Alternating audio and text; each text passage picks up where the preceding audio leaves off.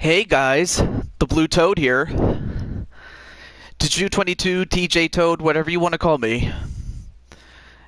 Great to be here on a Saturday afternoon. And I figured I'd get this done tonight because I may not have time tomorrow. And I certainly won't have enough time to do it on Memorial Day here in America, in the United States. But nonetheless, though, I'm happy to be here, and I'm so looking forward to this.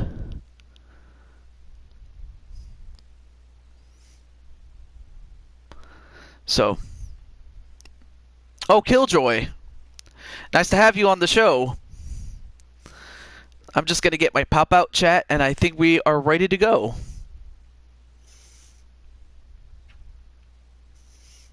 All right, let me get my. Let's see, Chris Clark and Greedy Selfish and Melissa, of course, the usual suspects. What's up? Great to see you guys. And I'm just going to wait for a little bit more minutes, probably about another 40 seconds.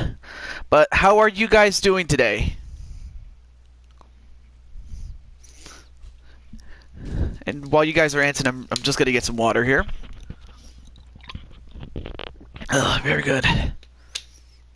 How's everyone? I'm doing pretty well to do a show. I mean, I had a very good dinner.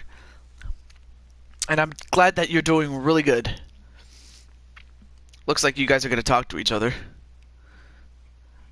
Are you going to play that game again today? No. That was just for Friday, just to pass the time. But I was hoping to see, like, JT Price, Frozen Rage, and Insane One, since it does involve them in some sort of way. But I guess one thing I could do, and I'm happy that you guys had fun last night with, what was it called? Jackbox Party Pack 4.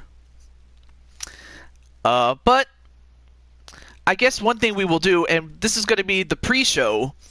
On the pre-show, we'll have some matches, and seeing as Greedy Selfish, Chris Clark, and Melissa are here, do you guys want to have a match? And then, especially as people file in here.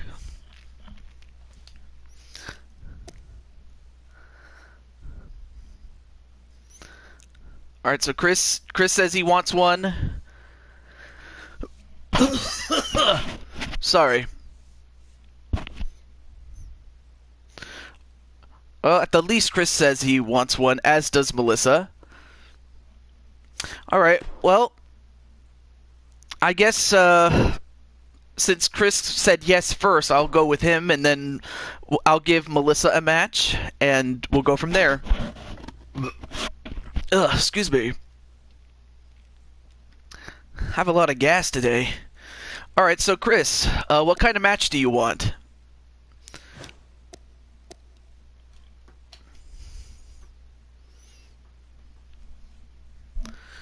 Oh, man. Kind of sweating a little bit, but anyway. So yeah, what kind of match would you like, Chris?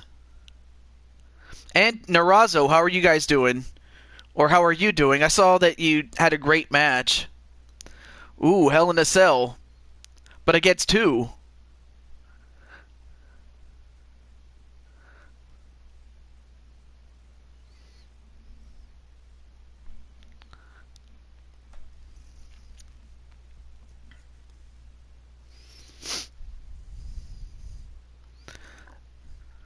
And oh, there's Broken JT Price. How is it going? Yeah, you did great in your match on HWA. I was watching that match. Who is the hardcore champion? That would be Edward the Ace Hayes. He's the champion, but it's great to see you Broken JT Price as well. Well, if that's what you want, that's what you'll get. Alright, so let me get that match set up.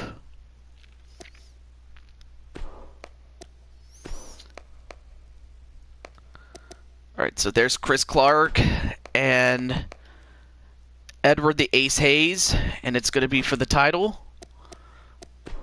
Let me change the venue here. But yeah, we're going to do some bonus matches before the actual show starts. And great that you could be here, Broken JT and Melissa, Narazo, and some of you guys. I'm just happy to have you guys here. And let's see, where's... Oh, it's in here. And we'll have it at the arena that we're going to host it in.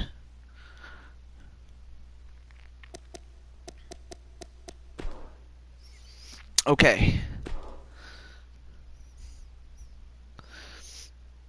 It's always great to have you, and also say hello to your brother for me as well. And there's Ace.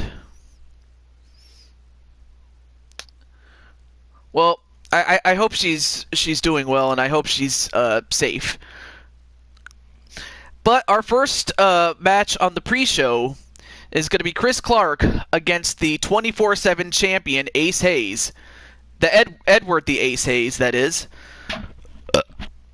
And of course I have to find a way to get this gas down. I got some gas problems.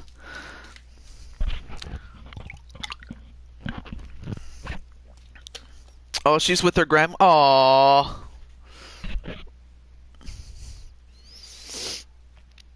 Yeah, I can just imagine the price. I don't know what to call her, but I'm pretty sure she's an angel. But yes, let's get ready to rumble! Love that from Melissa.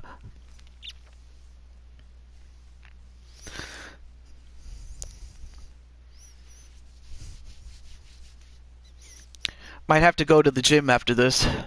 But yeah. Oh, he called you a sweetie. No, you don't have to tell me her name, Broken. I was just saying. Oh, you actually like that. Well, anyway, the person that did this arena did a great job making it look exactly like it was back in 2001. The Royal Rumble. I mean, they did a great job with this arena. It's not even funny, but... Introducing first, the Challenger. He is, I guess you could say, an unrelated relative of the great Dick Clark, the guy who used to host New Year's Rockin' Eve. Excuse me, during New Year's Eve. Well, here is one of his unrelated ancestors, or descendants, I should say, and that is Chris Clark. But yeah. Let's see. And Mondo, oh, of course, Mondo is another big star on the Digital Wrestling Syndicate, or era, I should say. But how's it going, Mondo?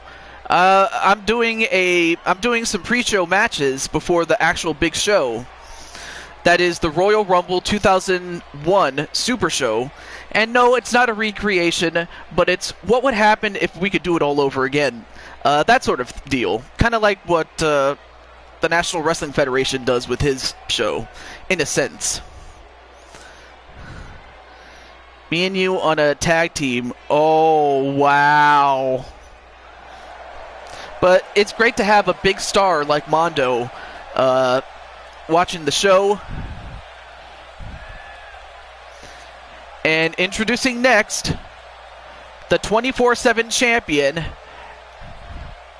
under the YouTube handle Scorpion Death. He is the Ace, Edward Hayes. And Blazed Radio, great to see you, and I'm very happy that Shmoo did pretty well himself.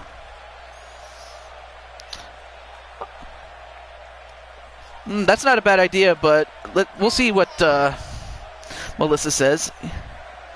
So you guys decide what type of match. Aww.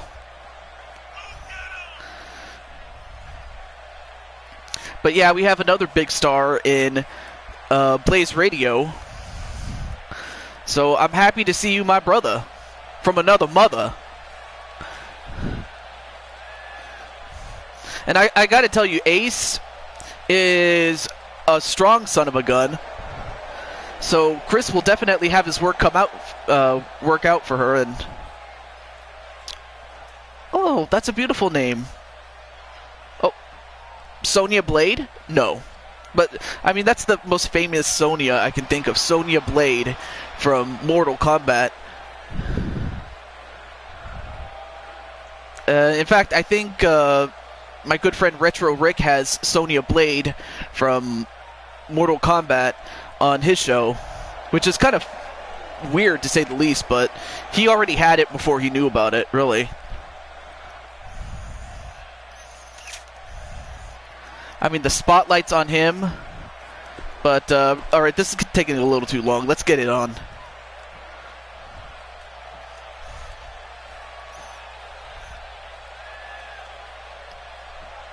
But that's what it's for. It's kind of like the LTD Lethal Championship, except it's the 24/7 championship. So you're not in a match yet, but you could choose to have one. But introducing first the challenger, weighing 200 pounds even, Chris Clark. His opponent weighs 325 pounds of muscle, and he is the reigning 24/7 champion, Edward the Ace Hayes. So, yeah, you'll have to choose a match, because I also have a match for Melissa and you, and one match that I already had planned before that during the pre-show. So this is the pre-show at the moment. So everybody else has a chance to settle in and come on in. But that's what it's for. Get some water here.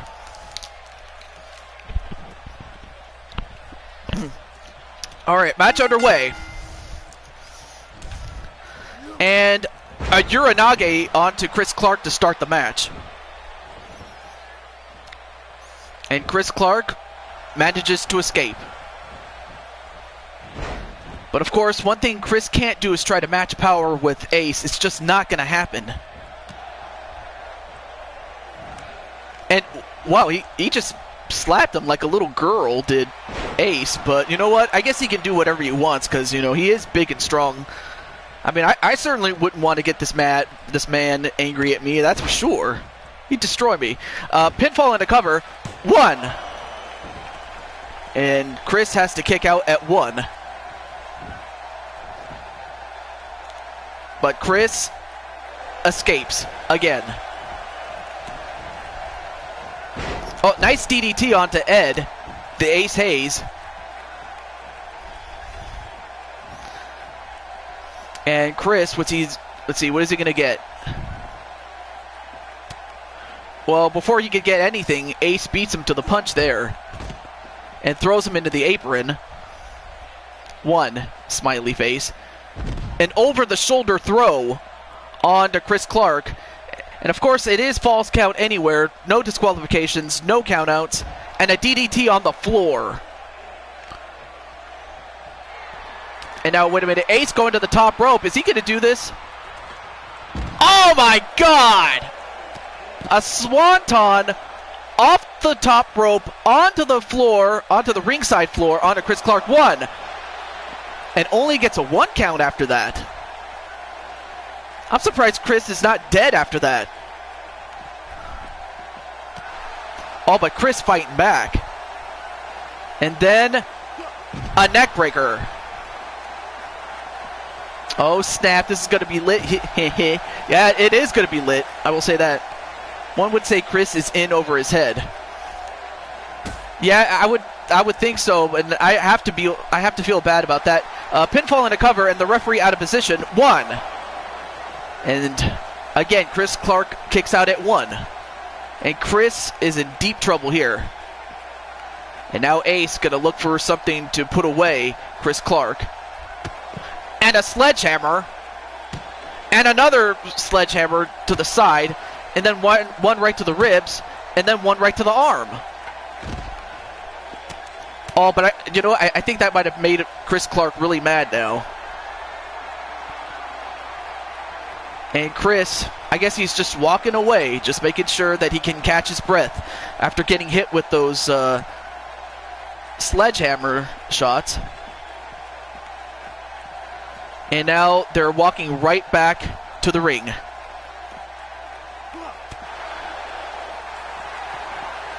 And now Ace, what's he doing? Uh-oh, this could do it. The Muscle Buster onto Chris Clark. 1, 2, 3, and not even Melissa could stop the Ace from destroying Chris Clark. And unfortunately, Chris, I'm afraid I give the man credit for having the guts to take on Ed the Ace Hayes. Well, unfortunately, you can't have men and women fight each other, so that's the sad thing. You can't do that. In fact, the last game, the last edition that allowed women and men to fight each other was the 2009 version, so sadly, no. I wish we could do that, but that's sad. Happy face. But there you saw it, the Muscle Buster, and Chris, he has a very good, strong upper body, but against somebody like that, with that kind of strength, Ace is going to be a very tough champion to dethrone. But the winner, and still the 24/7 champion, Hayes. Edward, the Ace Hayes. So I give credit where credit is due, because I give Chris a lot of credit for going up against this man. But next is going to be Melissa's match. And Melissa, if you have any opponent that you would like to go up against, you can tell me.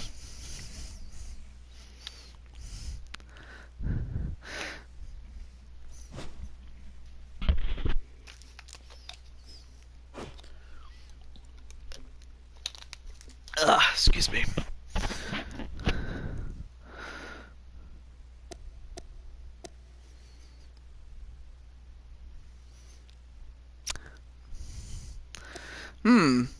Okay. Melissa, alright, well...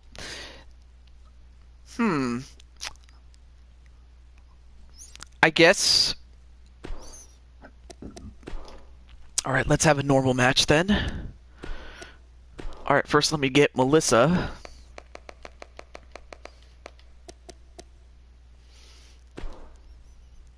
Oh. And have Chris Clark as an escort against, let's see, somebody, but who?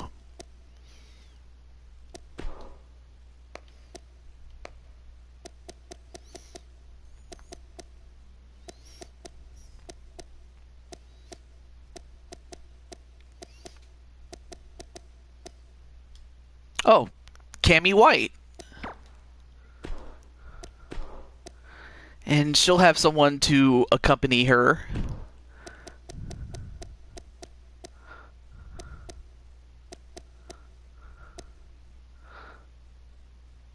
DJ, what's with Bowser Guy? What? Bowser Guy? Oh, do you mean Mario Girl?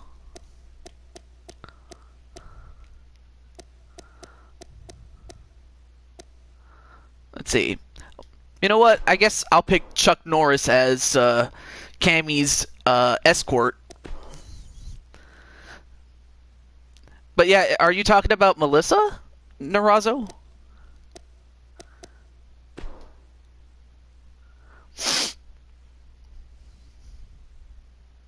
I'm a Bowser. Rawr! Happy face.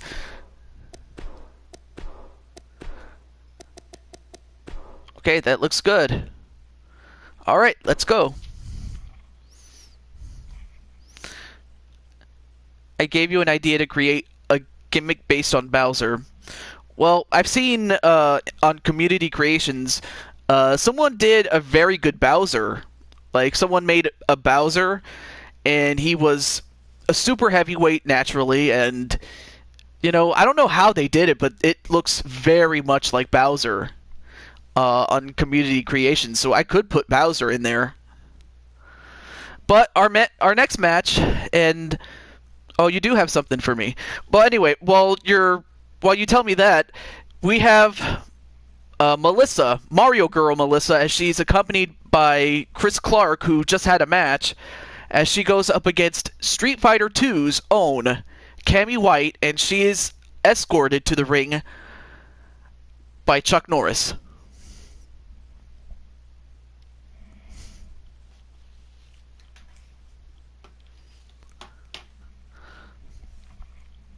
Well, that's good that you're enjoying this.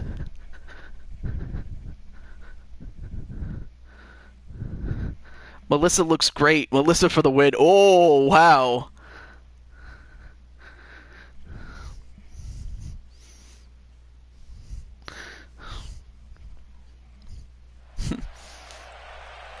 That's right. Anyway, we're back, and up first is the Mario Girl.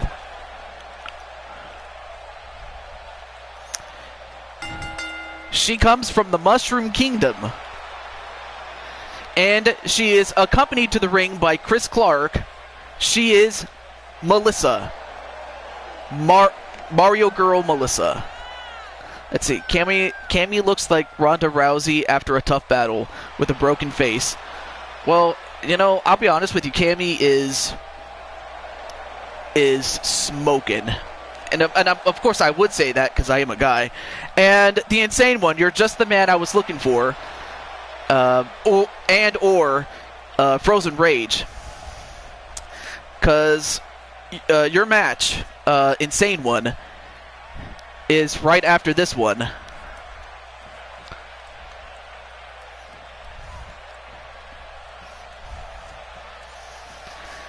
And the Earthquake must never forget his grudge against Chris Clark. Well, I hate to tell you this, but somebody already beat Chris Clark to it, or Earthquake to it, sorry. Well, anyway, here's Cammy White from Street Fighter. I mean, this girl, you know, she is strong. I mean, she's got veins popping out. I mean, this girl works out, I'll tell you one thing. So Melissa is definitely going to have... How are you? Oh, Insane One, she didn't ask how old you were. She said, how are you doing? But hey, that's fine. And yeah, do sub to Melissa. Do sub to Broken JT Price, Chris Clark, Narazo, Joshua James, Killjoy, who was here a little earlier, and Blaze Radio. So yeah, Insane One, you're going to have your match after this one. Match underway, and a backbreaker Russian leg sweep to Cammy White to begin the match. Oh, I love when the ladies fight. Who doesn't, really? And a neckbreaker to Cammy. Oh, but Cammy, of course, has the strength and the experience. I mean, Cammy has, while she hasn't been in the ring all that much, she is a Street Fighter, so she knows how to take care of herself. That was Ace, the Edward Hayes, who beat Earthquake to Chris Clark. But don't worry, Earthquake is going to have a match, Joshua. And it's going to be a big one, and you'll see what it is when we get to the card. But right now, Melissa, of course, realizing she can't match power with Cammy, has to rely on speed and go into the top rope. Just like that. Good double axe handle on a Cammy White, and another backbreaker, and another Russian leg sweep. Oh, and if you already watched the triple threat match on my channel, you can see who's facing Ric Flair. Oh, I have to watch that. I'm so sorry, I haven't seen that one yet. And a nice takedown onto Melissa. Your new. Oh my gosh! I forgot to get that. You know what? I haven't seen that one yet.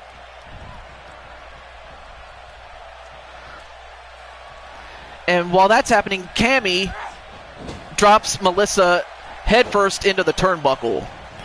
And then a knee right to the head. Alright, not a problem, JT. And now going for the claw right to the temple. I mean, of course, Cammy has used that move so many times that she can apply it on anybody. But Melissa fighting back. Then a jawbreaker to Cammy White. That's a very good way to take a big woman down. So no, I haven't gotten her. I have to see your new look. And in the meantime, a half Boston Crab, but it wasn't enough.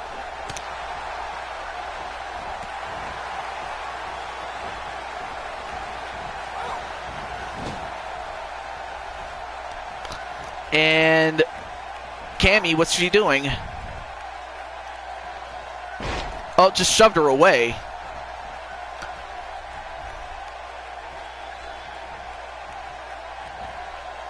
And Melissa clotheslined on the top rope. Oh, but a very good counter by Melissa. That looked... Oh yeah, that one move that she did before that. That was kind of...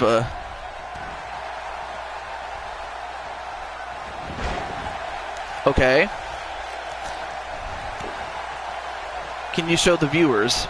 Yeah, I could show the viewers at the least. And an inverted suplex onto Cammy White. Ace Hayes. And wait a minute. 1, 2, no. Well, now she has Cammy in trouble. She has to stay on her. Uh-oh, but this could be the beginning of the end here. No, I don't think anybody hates you, Narazo. But in the meantime, oh, the lumbar check. That huge backbreaker. Oh, but then a kick right to the head.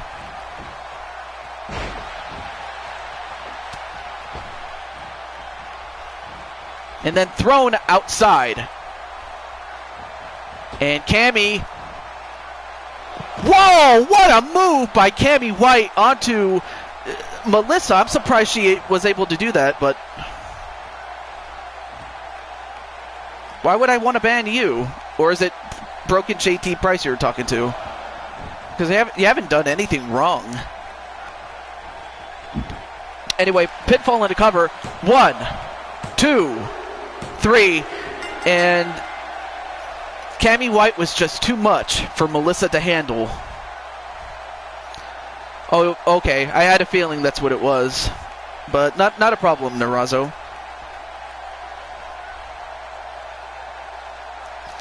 But yeah.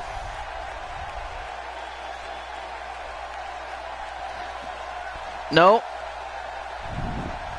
Not at all, Joshua, but anyway. Yes, you are going to fight Rage today. Oh, on the EVD, yeah.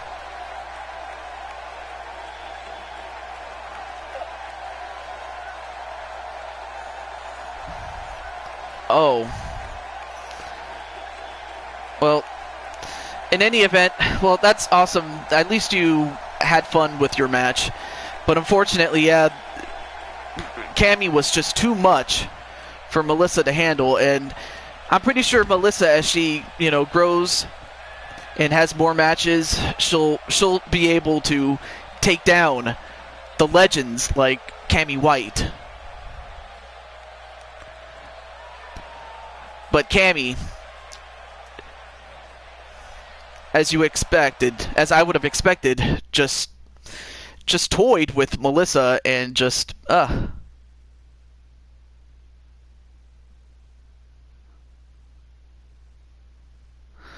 But yeah.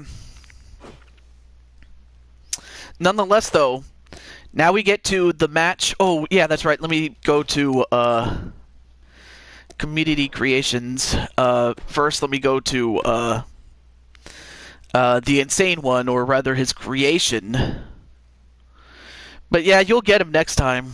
I will say that. Alright, so let's take a look. What? Sidney Crosby? Sidney Crosby and Connor McDavid? Wow. They did a great job with these hockey players.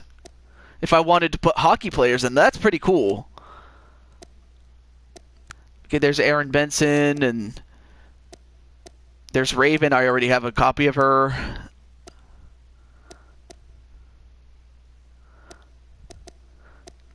And then, of course, you have, like, your Cassie Madam Reds, and...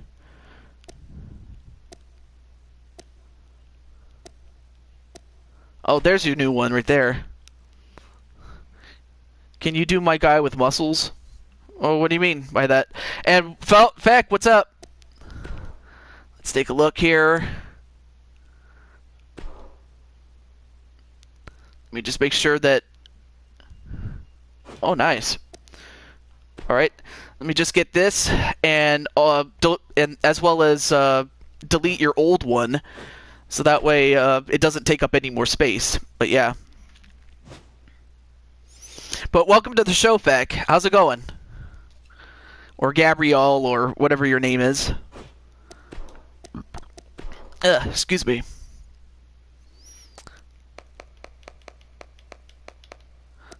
Let me make sure...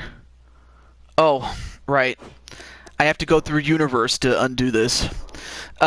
Forgive me for this, but I forgot to get Insane One's thing and incorporate that.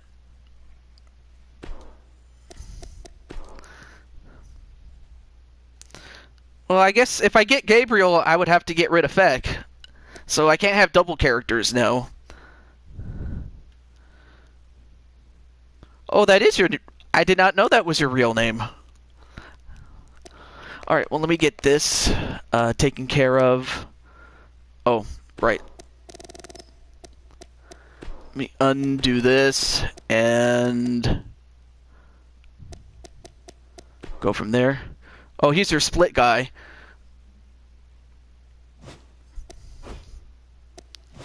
Alright. I could do that, but it's too bad you can't really, like, change in terms of, like, you can't have, like, you know, how do I put this? Like, I tried to make Michael Jackson, like, I wanted to have, like, Michael Jackson when he was in his Thriller outfit, when he had darker skin, but then, as you know, when he got to Bad and all, as well as Dangerous, and yeah, and then in his later years, his skin got lighter. So I really wish you could, you know, have one costume where his skin tone is dark on one, and then on the other is light skin.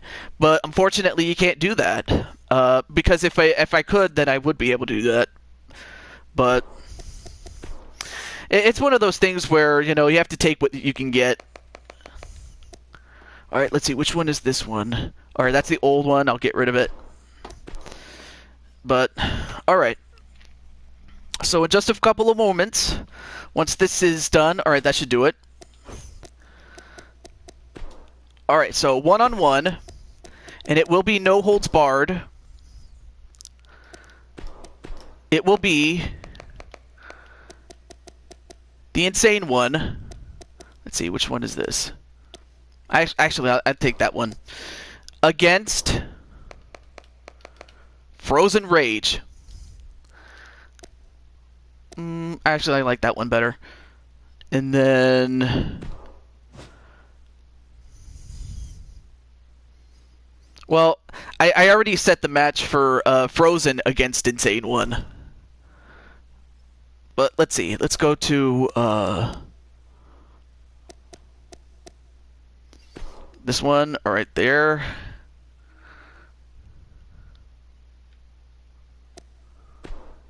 All right, let me make sure that the rules are good. Okay, good. All right, awesome. There we go. All right, so I may as well bring this to Insane One's attention as well as Frozen Rage if he watches this on the replay, because as far as the Insane One is concerned, he has already fought the other 4 members of the Asylum, and his record stands at 2 wins and 2 losses. This match with Frozen Rage is the 5th and deciding match in that series.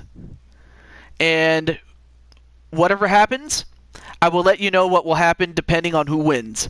But there will be championship implications. That's the one clue I will give. So with that said, let's get ready to rumble. Oh, in fact, the people that are on your team, I'll type it out.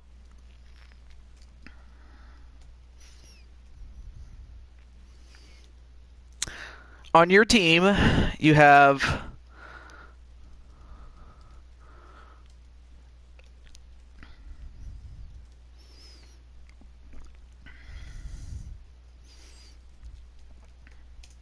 so those are your teammates there.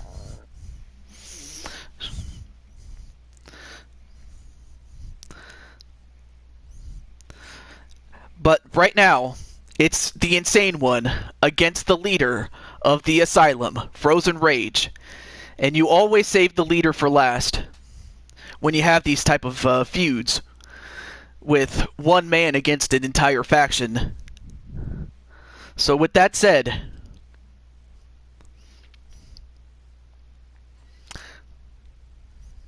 all the people that I'm better than, oh wow. Yeah, Feck, Narazo, you might have to talk to each other, like, outside. You know, because I don't know what's going on between you two, but I hope that you guys can, you know, talk to each other, you know, privately, not publicly. But up next is the Insane One.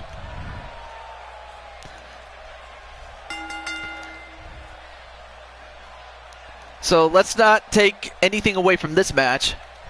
A huge match as far as the Insane One is concerned.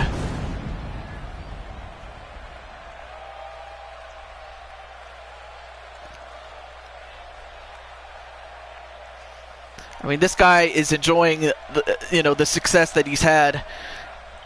But championship implications are what is on the line. A victory can only do wonders for the Insane One.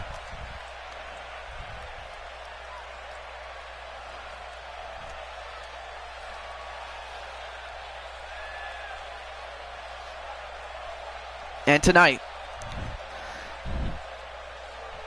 not long after that, we will have the official start of our card.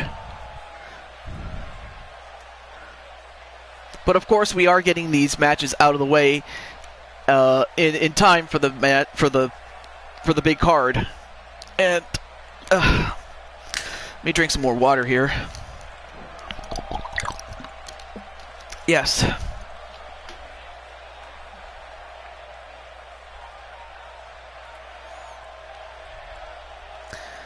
So we have the Insane One. And up next, now this is the new and improved Frozen Rage. Well, Earthquake, according to Joshua James, says he wants you. But of course, Earthquake already has a match later on as part of the official card. The arena is dark.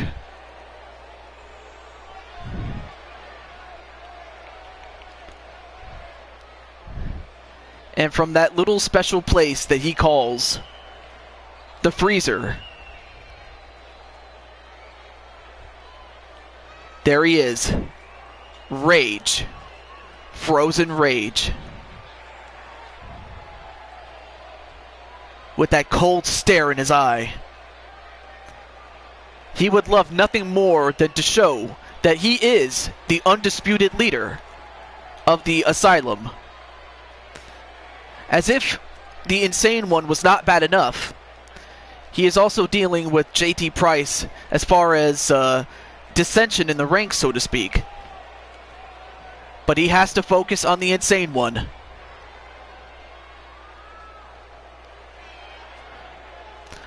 Well, no, believe it or not, Earthquake and Kane already have a match, and it happens to be a match that they're both in. And again, you'll see what it is later on. But on the person that won the triple threat match will win... Oh, that's for your show. Awesome. I'll have to find, like, as far as Narazo and some of the people that want to get in on this, I'll have to find somebody to, cut. Or unless all of a sudden people start dropping out. And that could happen. But in the meantime, match underway. And this is a no-holds-barred match. So there are no disqualifications, there are no countouts. However, you can only win inside the ring by pinfall or submission. So there has to be a winner. And the curb stomp onto Frozen Rage, and already going to the top rope is the Insane One. And Frozen Rage, I don't know if he was too focused on JT Price, but wow, what a move by the Insane One. And it looks like, JT Price wants a rematch with Chris Jericho. Well, who knows? You might actually get it, but it depends on who wins and who loses. You'll know what it is in just a moment. But a rake in the eyes right to the Insane One. I mean, unless Joshua James has a show that I'm not aware of, and he might be able to set that up. I don't know. But now Frozen Rage coming back. I mean, he's wanted so badly to beat the crap out of this Insane One, or so he says. Whip into the ropes. Nope. And a back suplex. Well, the titles are not on the line, but you can have a fight still. And a suplex onto the Insane One. But in the meantime, the Insane One getting pounded by Frozen Rage.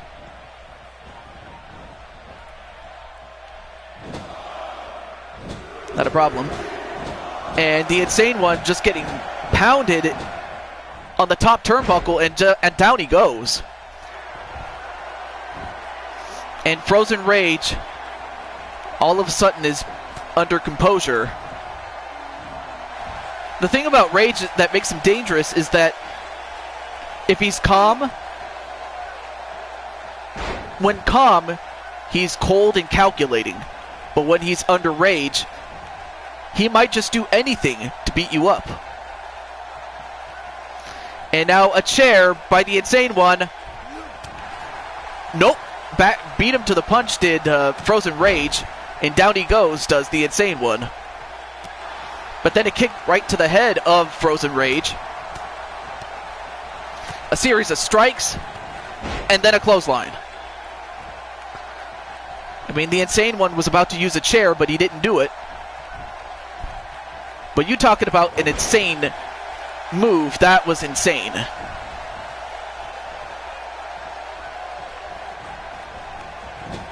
A whip into the ropes.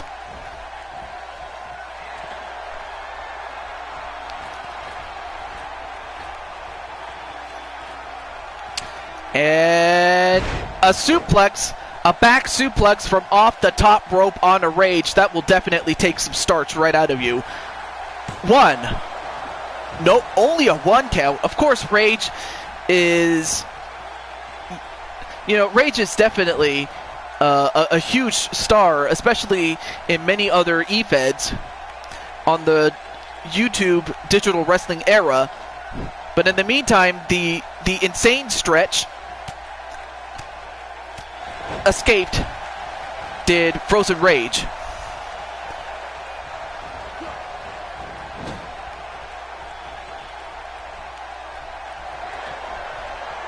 Yeah, you and JT could have a match. So yeah, maybe. Yeah, I could do a tag team match. But in the meantime, Insane One going for, well, Sister Abigail. Although if he has an official move for that, he can tell me. A back body drop onto the Insane One. Pinfall. 1. No. Only a 1. And with so much on the line for both these men.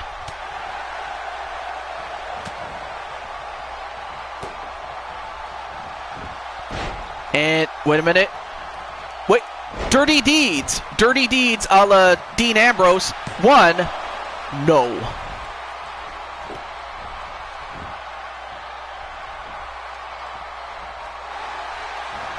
Although the Insane One, he could be calling his shot right here.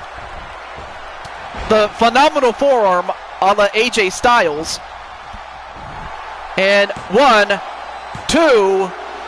Oh, almost had it. Almost had it.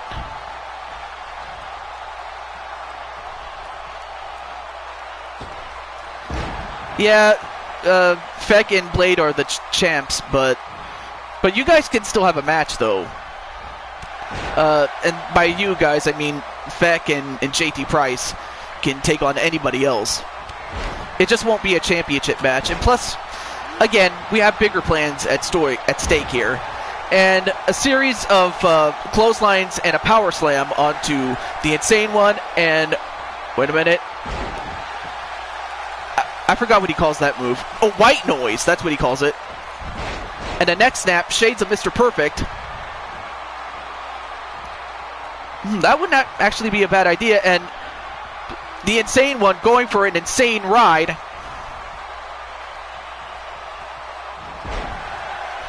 Or Chris Jericho and Roman Reigns, maybe. Well, anyway, 1, 2, 3. No! I thought that was it. Frozen Rage almost got the win, but by 3/4 of a second away.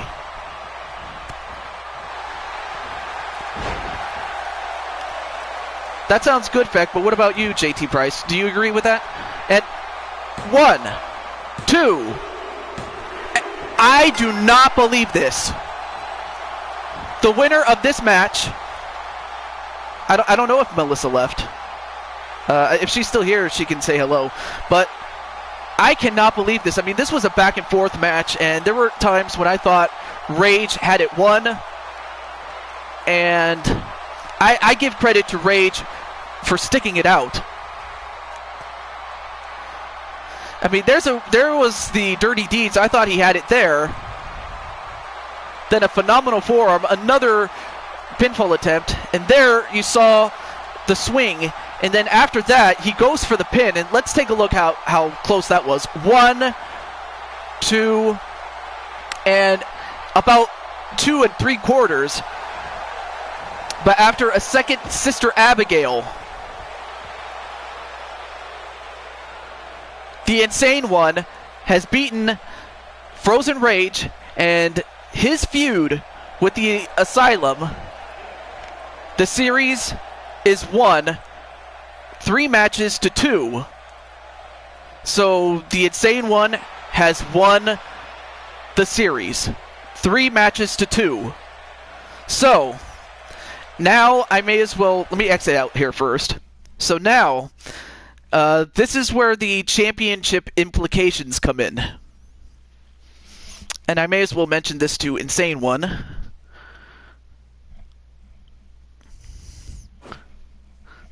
So, Insane One, by virtue of winning the series 3 matches out of 5, which is really all you needed to win, but by the final score of 3-2, Insane One, you're the #1 contender to the World, or rather the WWE Championship. Yes.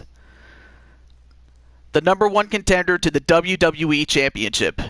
that's what you won. But as for the two guys, yeah, that was what was at stake. Because I may as well mention what would have happened if Frozen Rage would have won. What would have happened was Rage and the two other guys that had already beaten Insane One would have had a number one contenders match for the world title. But instead, because the Insane One won the series, he gets the shot at the WWE title. But anyway, for Broken JT Price and Feck, the two of you were the two guys that did beat the Insane One. So for JT Price and Feck,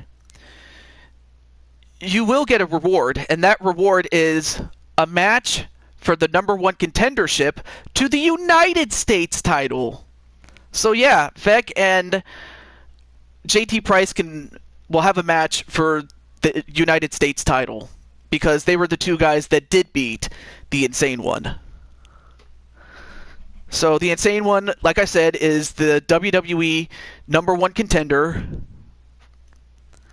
And Feck and JT are the number one contenders, or going to have a number one contender match for the United States title. So how do you guys feel about that? I know Insane One is great with that. Feck says he's great. What about you, JT?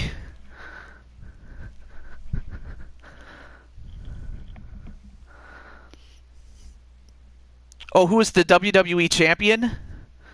Let me type his name out.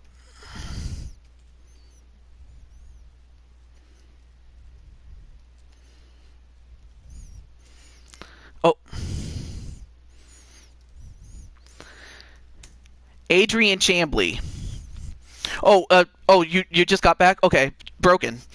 So Insane One is the number one contender to the WWE title, but JT, you and Feck were the two guys that did beat the Insane One, and you guys will be the two guys that will take each other on for the right to be the number one contender to the United States title. So Feck says he's cool with it. What do you think?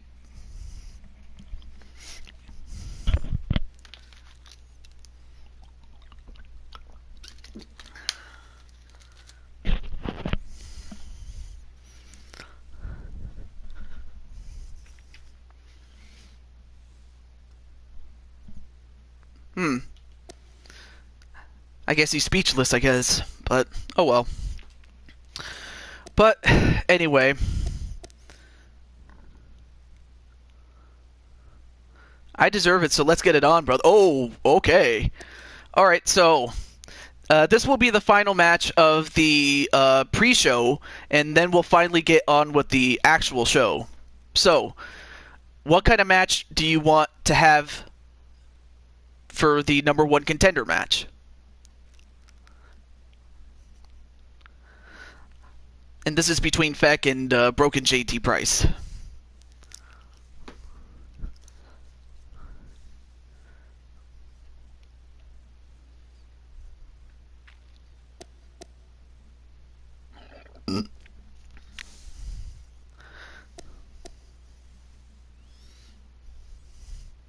Iron Man 20-minute.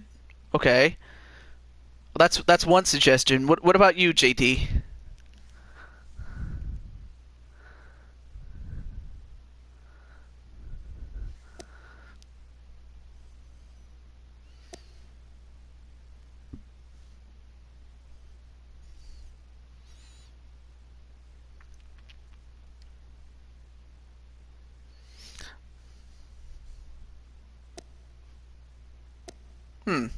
I wonder, are you there, JT?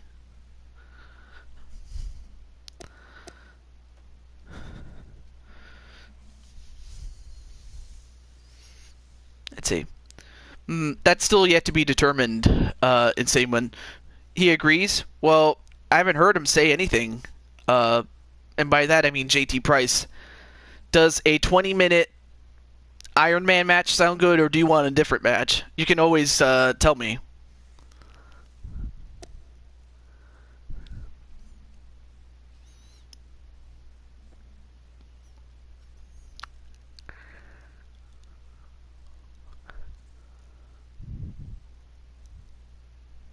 I guess not.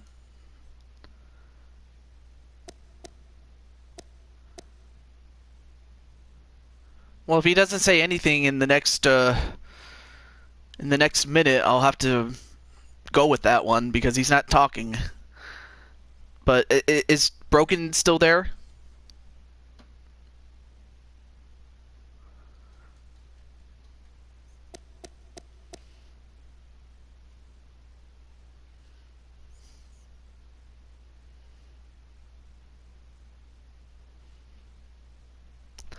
I guess we'll have to go with that one then. Okay.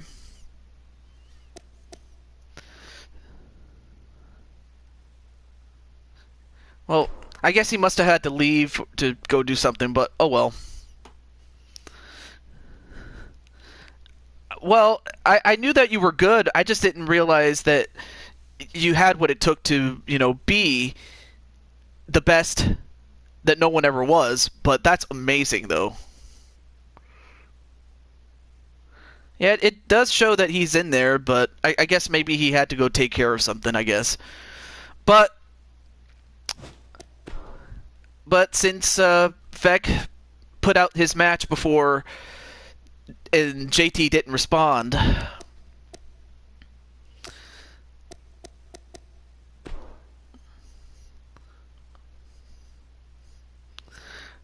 but yeah, I kind of was surprised somewhat. All right, here we go. See, 10.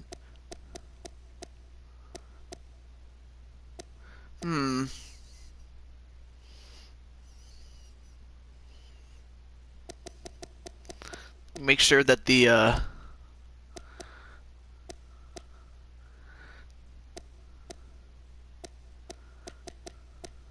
20 minutes then.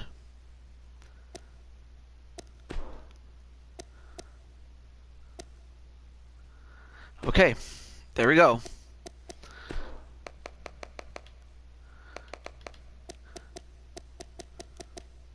All right, so JT Price and Feck. All right, here we go. Welcome back, Chris Clark. So this match is a number 1 contendership match to the United States title. But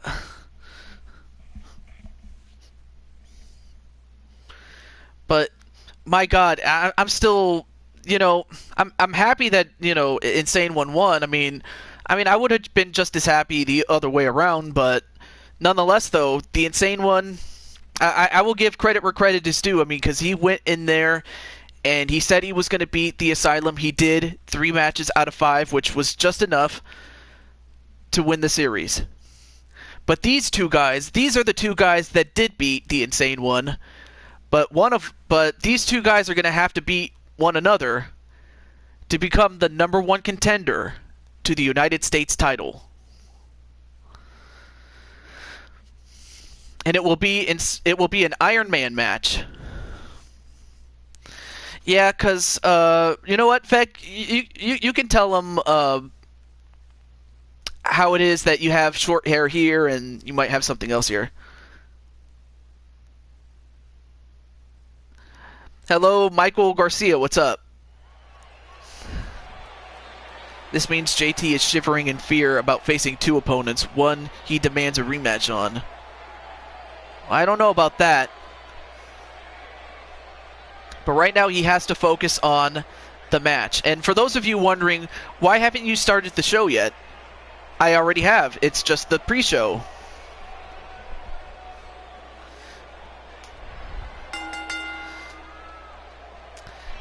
And, oh, he cut his dreads.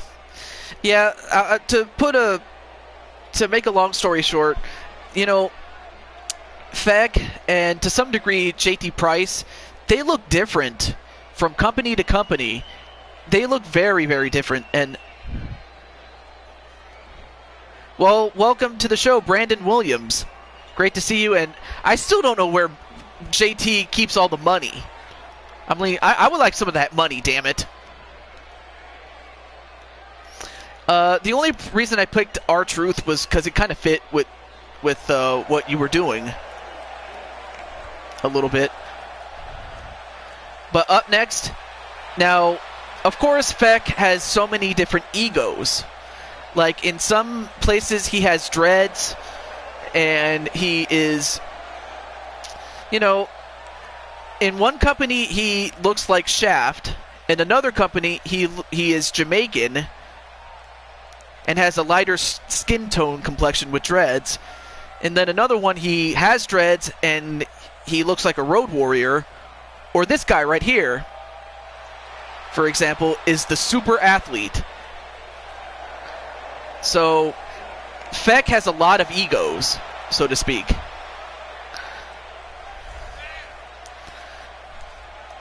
I mean, I'm pretty sure Narazo has a couple of egos. I know that our good friend Raven, Enchanted Raven, has two egos in particular.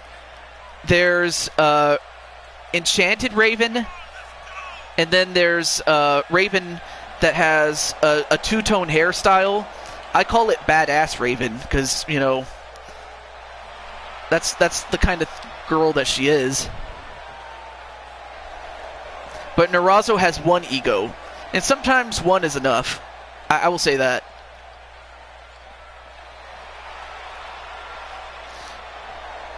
Oh yeah, that's right. Lucius West, he has ults and egos. More like someone with a lot of personality disorders. Oh, okay. What about mine? And plus, what do you mean by that? What I'm talking about is, you know, Feck looks the way that he does now, but if you go to a different company, he looks different, is what I was trying to get at. And how is it going, Tony Montana? How many titles do I have here? You know what? I kind of lost count. But anyway, this is a 20-minute Iron Man match. And this match will determine who goes to fight for the United States Championship. And the champion, to the man who wins, is the Big Show. The Big Show is the United States champion, and to take that championship from him is going to be a tall task, literally and figuratively. But no, there's nothing wrong with split personalities. I think one is enough. So why should I make so many of them? That's a good question. Although Feck jumps over the barricade, I guess to try to take a break, or he's at a loss at what to do, and JT is going to go meet him.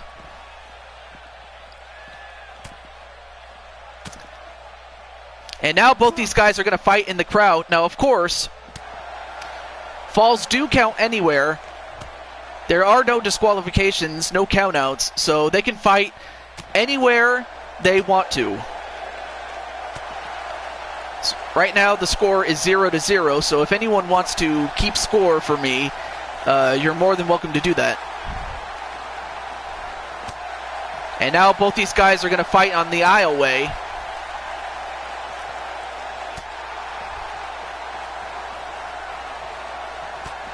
And a series of punches right to JT Price. Unfortunately, we don't have a very good camera angle there.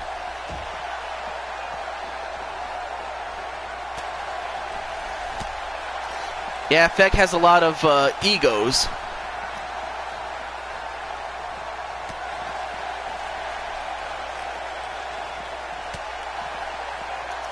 And JT Price, rammed him into the barricade.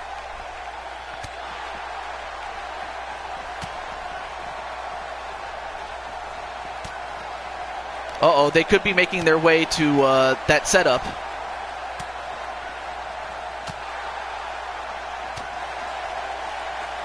Of course, unfortunately, our cameraman is not the best here. And Insane One is going for JT Price to get the win.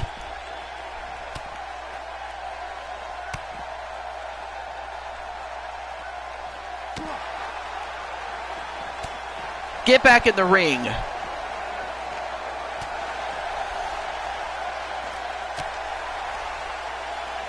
cameraman is too lazy to move. Thanks, Insane. Well, now, looks like they're making their way back to the ring, and Feck falls right into ringside. And a super kick onto Feck. The price drop. 1, 2. No, not quite. JT almost got a pinfall. And again, it is set for 20 minutes, so no matter what happens, it's going to be 20 minutes. There's no ifs, ands, or buts about that.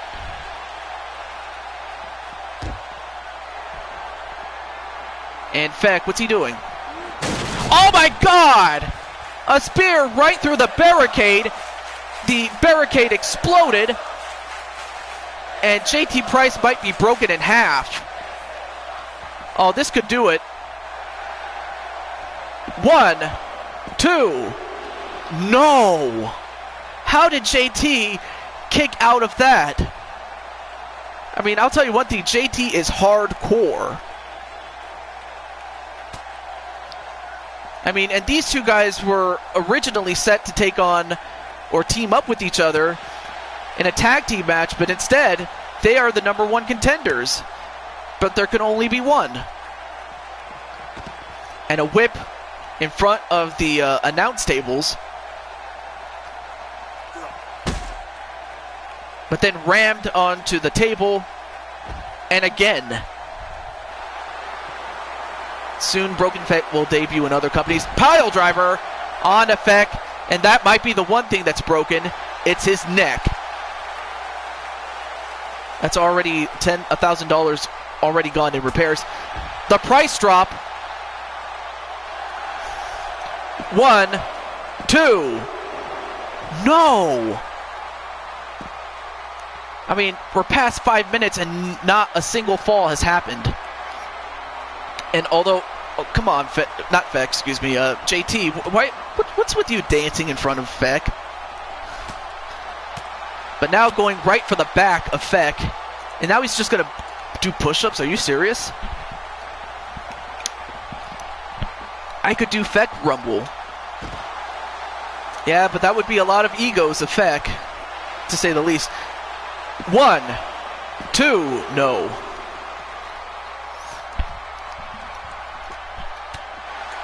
But a nice reversal by JT Price. So far the score is 0-0.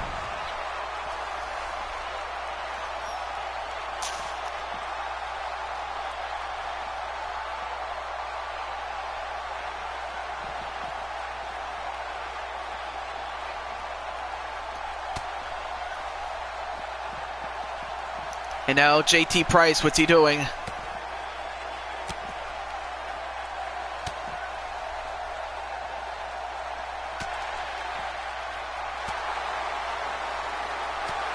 And now they're in that little playpen. And let's see, what's Feck going to do here?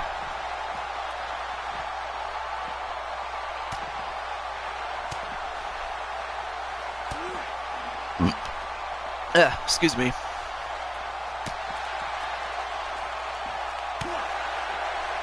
Just back and forth between these two men.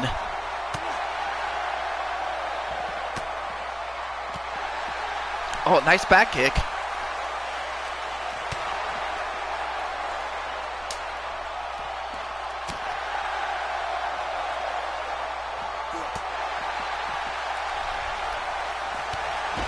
Oh, nice kitchen sink move by JT Price.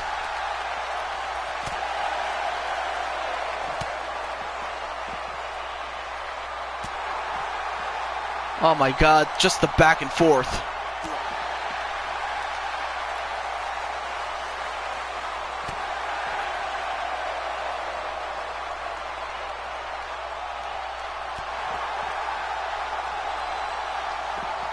I think JT, in fact, left the team because I beat Rage.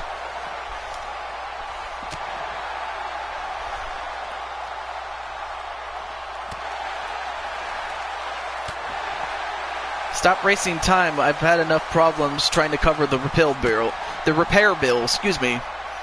No, we didn't break up. Not the team, though. And JT just using his size and strength, but Feck, as small as he is, he's very mighty.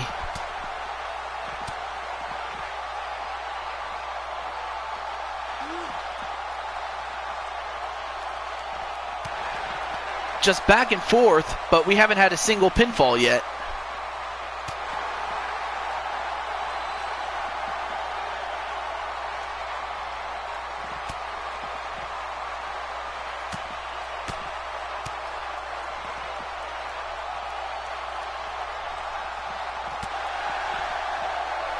You can be with us here. Am I still in your team except one company, Feck?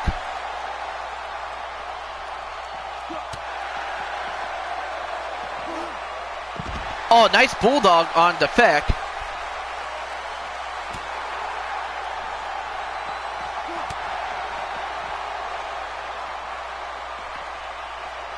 And now, wait a minute. The price slam onto Feck on the outside, but then a running knee, and not a single fall. Excuse me. But now they're in that playpen, and a float over DDT on the concrete. And wait, what's wrong with JT? Then a knee, and oh my God, JT has now been busted open. Oh, but JT, realizing that his face is a crimson mask. Oh, no, wait. A back suplex to Feck. And Feck could be moments away. Nope, did not hit the price drop. We have now less than 10 minutes to go.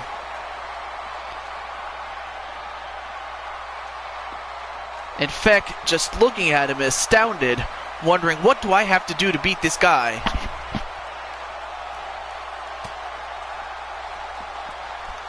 Come on, Feck, if you win it, we go party. And JT now going to set up again for the price drop. And a pinfall. First pin. 1, 2. No! And JT wondering, what do I have to do to beat Feck? Oh, but he could be going for it again.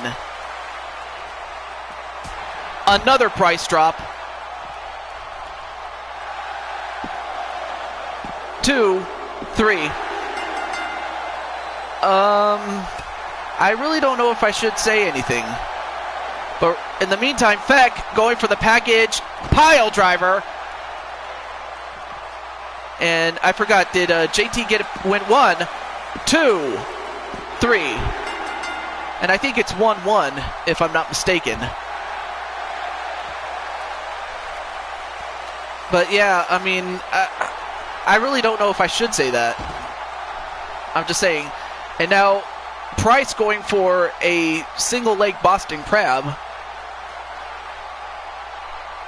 Single leg Boston Crab onto Feck. All right, so Narazo says that it is 1-1. I mean, you cannot have any more of a close match than this. And again, DDT'd on the floor.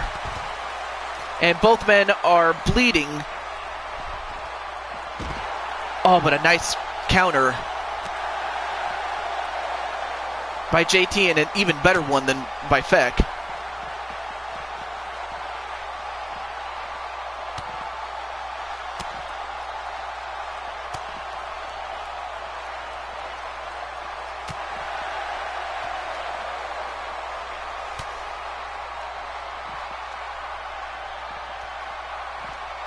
And Price now dragging him back into the playpen.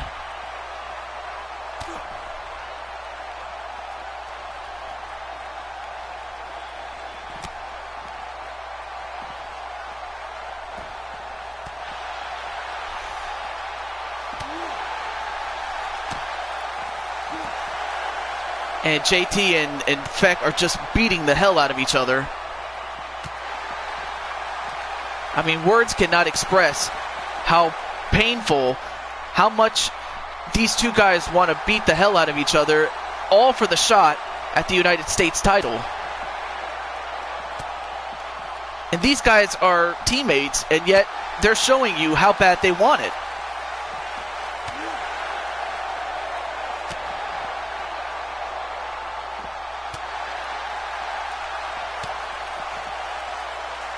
But I gotta say, whoever wins and whoever loses, it's irrelevant at this point because these guys are putting on a clinic.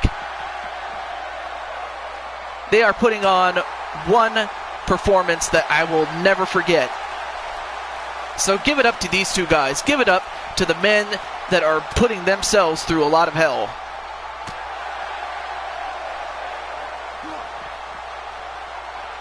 The only thing that Feck hasn't done is the Fecker Bomb. But it's a very powerful move when done in the ring. Yeah, 5 minutes is approaching, and the score is 1-1.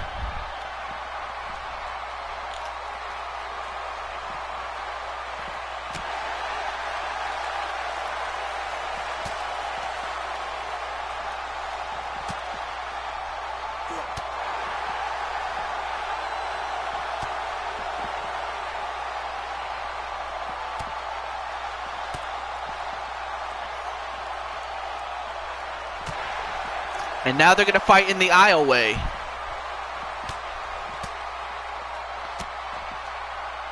And JT just swinging away like a madman. He's calling spots. Well, he better call something quick because he might have to call 911. Both of these guys have to. And now they're making their way towards the other side.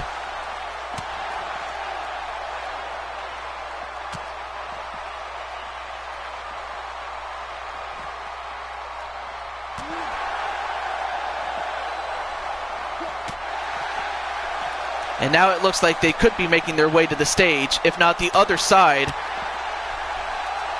of ringside.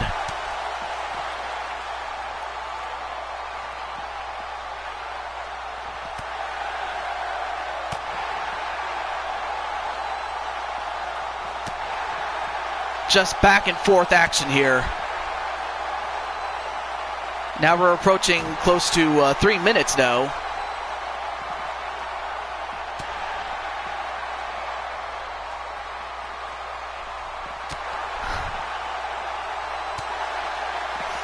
Yeah, I might have to do that.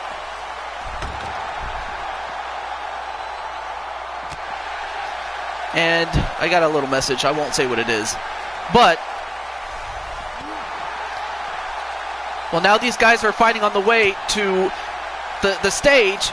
And this is where it could get interesting here.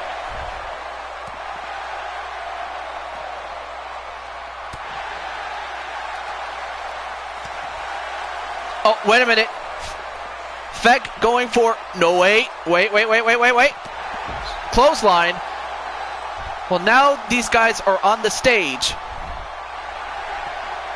And wait a minute. The Price Bottom on the stage, on the concrete. And look at JT's face. It kind of looks like someone shot a bullet and he's still alive. And then the Price drop. Ref! Oh, I guess the referee was counting it somewhere else, but he still didn't get it. But there's still 2 minutes, more or less, and 1, 2. That's a weird camera angle. Come on, guys. And wait, I didn't see who got that.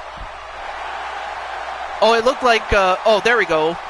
For some reason, the camera was at a weird angle, but I can confirm that it was JT who got the submission. So now JT is in the lead, 2-1. So Feck has to get this. Otherwise, it's over. The package pile driver onto JT. And 1, 2, 3. And now it's tied again. 2-2. Now we have less than a minute and a half to go. And JT, or excuse me, Feck Nope, countered into a clothesline by JT Price. One of these guys is going to have to do something, and that's one way to do it. Pinfall. 2. No, kick out. Right now it's tied 2-2 with less than a minute to go.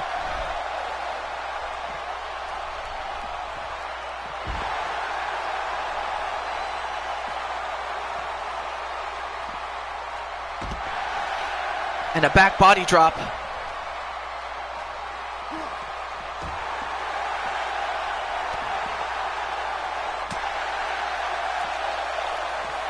And a back suplex backbreaker. And JT, he has this where he needs it to be, but he's got to go for a cover or something. Oh, this is not the time to start posing. Wait. 1, 2. No, and a kick out. That nonchalant cover might have costed him. And JT just walks away. And it becomes a draw. I guess JT was like, you know what? If I can't beat him, I may as well just walk away. And that's exactly what he did. So that means that these two will, in fact, take on the Big Show in a 3-way. A triple threat match. But that was one unbelievable match. But that match will have to take place at another time. But that was an incredible match. And we haven't even started the actual show yet. My God. Alright. Without wasting any more time, let's get to the Universe Mode card. But that was a phenomenal match. I mean, that match proved, if nothing else, that those guys are the top superstars. But with that said, let's start, officially, the Royal Rumble. Who knows? Well, it depends on what kind of match it is. If it's a one-fall match, it could happen. Yeah, that's a lot of medical bills I'll have to incur. I mean, after all, I am the promoter. But there you see the busy highway. As people are filing in, some people have already saw the best match, probably on the card, which was that Iron Man match. But there are still great matches yet to come.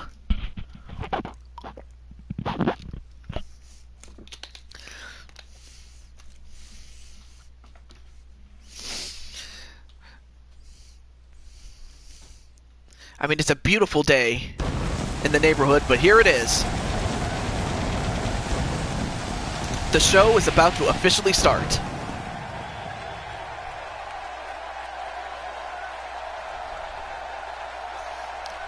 Insane One, you already had a bonus match. The matches that I did before this one, that was the bonus match. So you're cool. You're cool.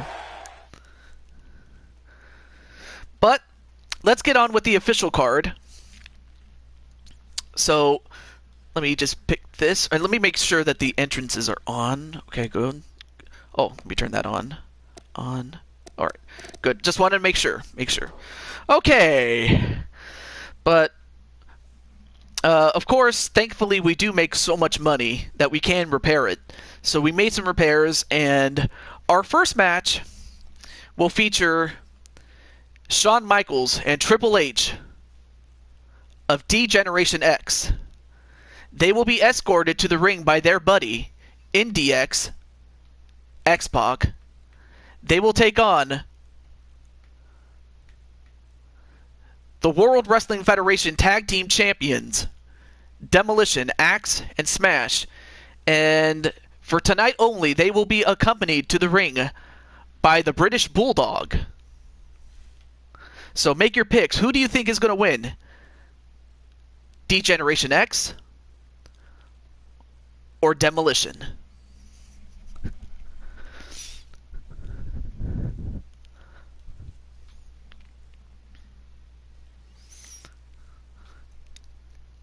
You wanted to call him Xbox. Xbox, excuse me. Oh, DX, says the Insane One. So, yeah, you guys can party all night. Okay, so that's 2 people that say DX is going to win.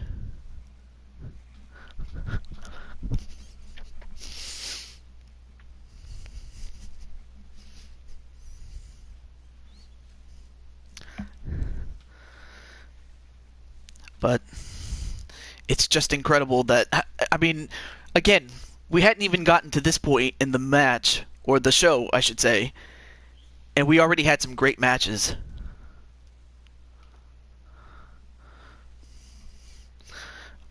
But up next, our first match is for the World Wrestling Federation Tag Team Championships. Well, up first is D-Generation X.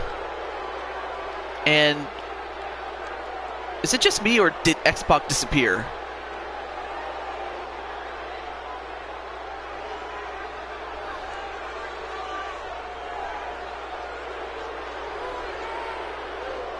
Well, there you see him, Shawn Michaels, and the current reigning and defending, or not reigning and defending, but he is the hardcore champion is Triple H. Excuse me. My bad.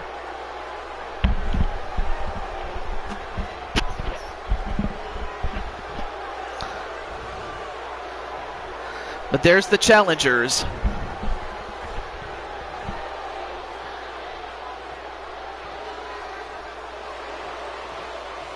And up next,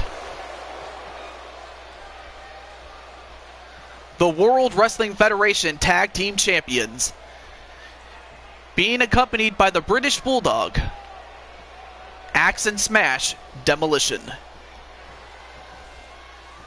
Now these 2 guys, Demolition, they won against the previous champion, the Mario Brothers. But I should mention one thing, that the Mario Brothers, Luigi no-showed the match that he was supposed to be in with Mario, and Mario was left 2-on-1 against these 2 brutes, and it came at the cost of the World Wrestling Federation Tag Team Championships, as we get to see a bit of the British Bulldog. But there you see it, the champions. And let's see. I liked Demolition with Crush. Yeah, Crush was awesome. But match underway. And down goes Axe. I mean, of course, Triple H is not a small man. But then a running knee on a Triple H. Of course, Axe is just going to chop down Triple H.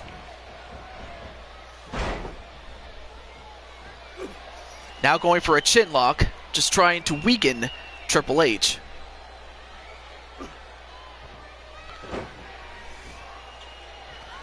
But otherwise, it's just a normal wrestling match. And now a whip into the corner. An attack right to Smash. And a huge punch right to Triple H.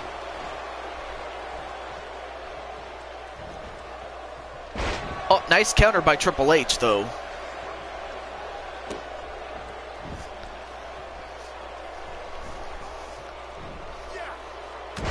And then an elbow right to the back of Smash.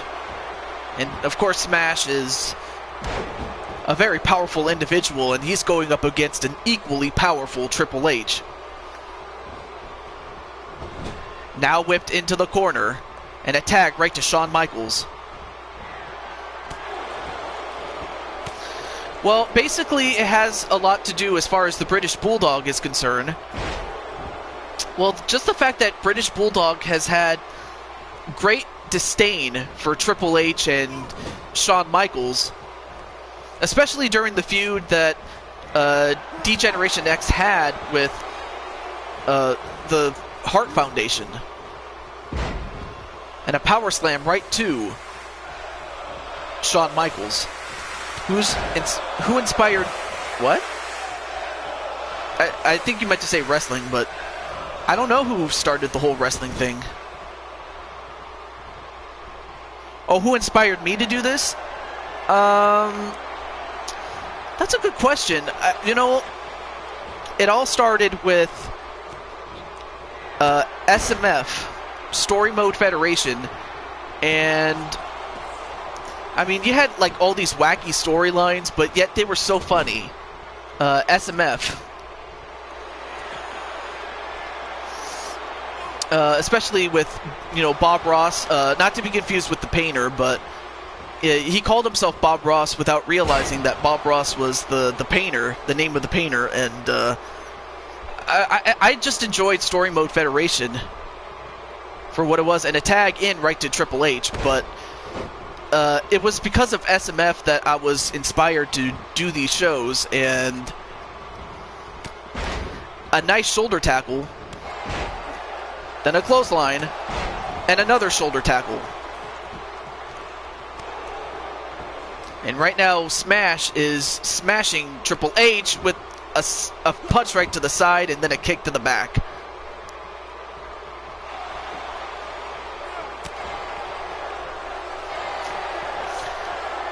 And a double A spine buster.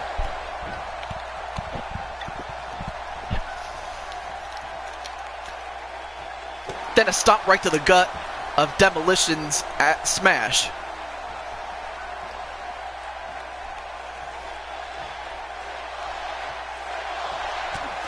But then a punch right to Triple H.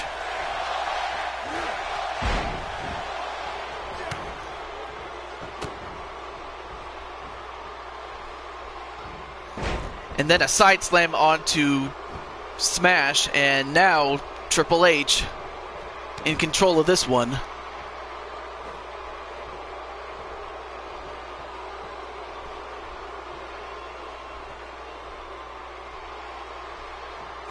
And then an elbow drop. It's a very slow and methodical match as opposed to the one before this one.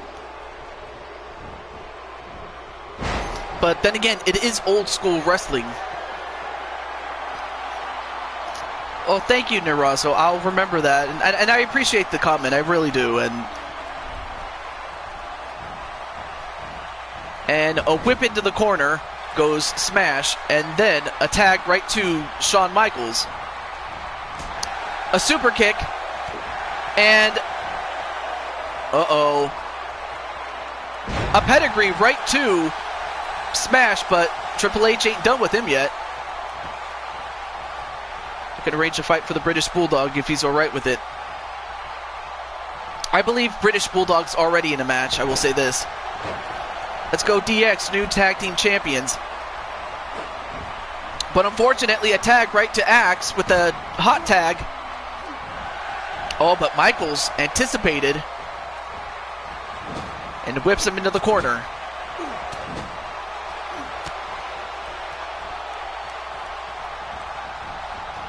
But I'll tell you one thing, DX is doing a great job. Until that, as he, Shawn Michaels, gets clotheslined over the top rope and a little too close to X-Pac. Oh, straddled onto the barricade, and that's gotta hurt.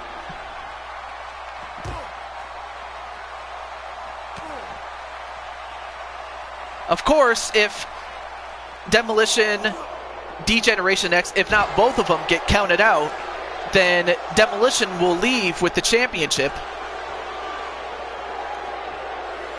And of course, if X-Pac is not careful and he gets his team disqualified, it will count as a win for Demolition. All right, now both of the legal competitors are back in.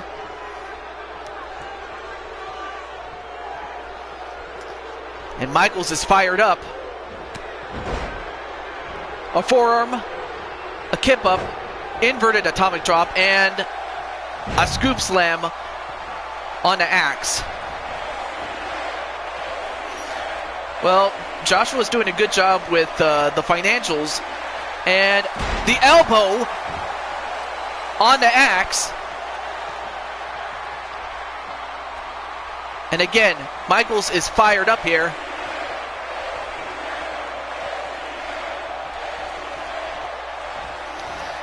Now he sends him into DX's corner. And now, what? A sweet chin music from Triple H, and then a pedigree from Shawn Michaels? Are you serious?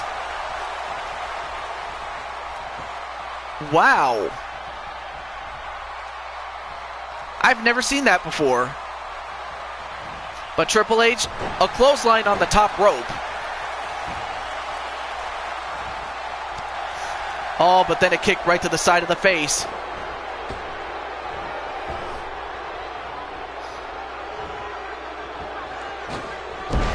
All right, Joshua, not a problem. Oh, but Demolition, of course, you had to expect that. Wait a minute, a Cobra clutch onto Triple H. Now, this did put away Mario in that match in which they won the championships. Can they do the same thing to Triple H? No. Triple H did not tap out. Oh, but now Triple H, it looks like he's in trouble. Uh-oh, wait a minute. Demolition going for Demolition decapitation onto Triple H. 1, 2.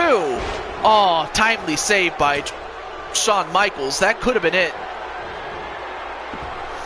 But instead, Shawn Michaels gets thrown outside the ring. And Axe gets right back to his corner. But that could have done it. That could have done it, and Demolition now set into a neutral corner.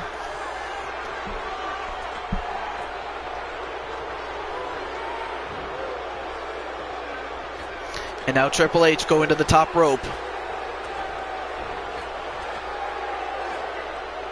And a suplex from off the top rope. And that could do it. 1, 2. That was very, very close.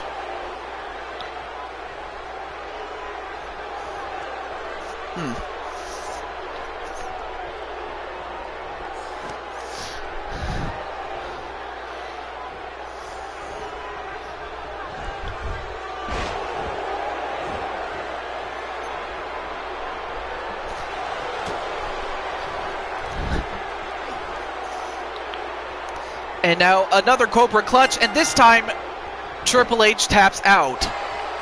Demolition, once they had Triple H in trouble, all they had to do was put him away, and they did. Well, I might have to do that for next show then. Sorry. I had something in my throat, but unfortunately it didn't happen. Demolition came in, and they came in to do a job, and that job was to defend the World Wrestling Federation Tag Team Championships. I mean, I give DX a lot of credit for going in there and competing against the top champions. But the winners, and still the World Wrestling Federation Tag Team Champions, Axe and Smash, Demolition. So, big win for Demolition.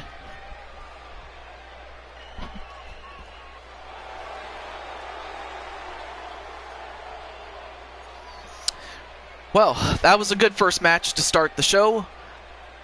But let's go to our next match. Sorry. And here's a match that sells itself. The Undertaker against Chuck Norris. Need I say more?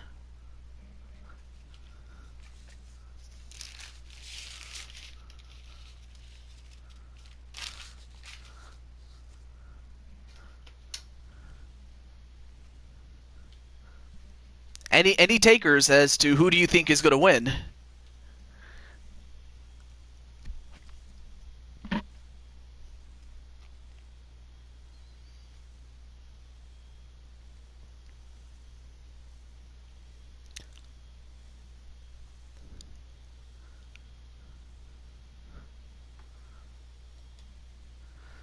Nonetheless, let's get started.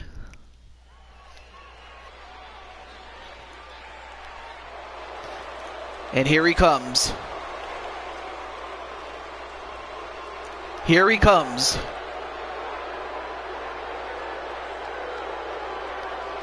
The lights go down.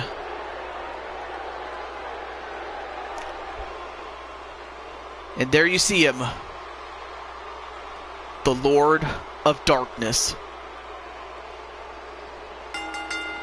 Ministry of Darkness. Undertaker. And there you see him. With great anger and great vengeance on his mind. In spite of the fact that he beat his opponent for tonight. The very first time that those two met. Undertaker wasn't just satisfied with winning. He wanted to hurt Chuck Norris. He wanted to put him on the shelf. And ever since then, Chuck Norris and this man have been at odds with one another. That could very well happen to Undertaker. That could happen.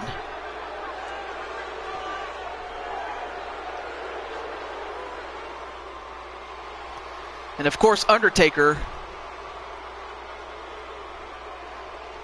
would love to do just that to Chuck Norris instead, though. But nonetheless, here he comes. He is a man that is inspired by many memes. He is Walker, Texas Ranger. And in fact, he was one of the SMF originals during Story Mode Federation's heyday.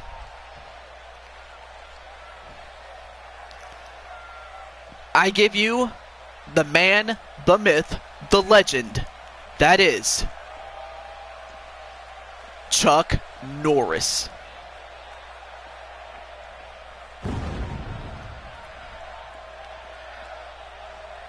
I mean, this cowboy is ready to fight. But so is Undertaker. Something's got to give.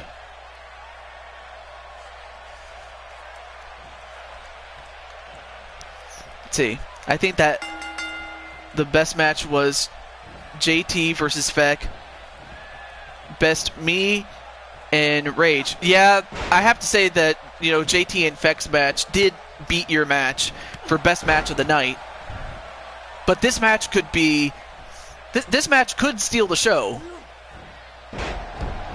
A snap suplex to the Undertaker, and already Chuck Norris... What's he going to set him up for, though? Then a kick to the back of the Undertaker.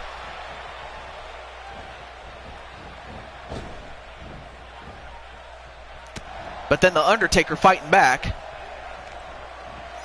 Then a backside slam onto Chuck Norris. It's interesting that in the real-life WWE, in 1994, Undertaker had a casket match against Yokozuna, and Chuck Norris was the special guest enforcer for that night. But I'm pretty sure even Chuck Norris could never have thought that The Undertaker would go so far as to try to put him, Chuck Norris, on the shelf. And that's how this whole thing started. And right now, Undertaker's going to choke him out. I don't even think he cares. But then again, when has The Undertaker ever cared?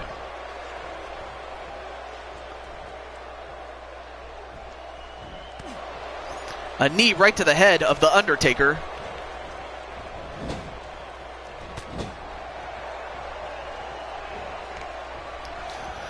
And then rammed shoulder first into the post was The Undertaker. Excuse me.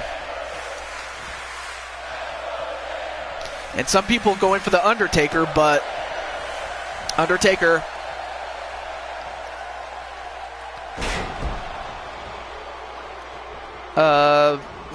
what text?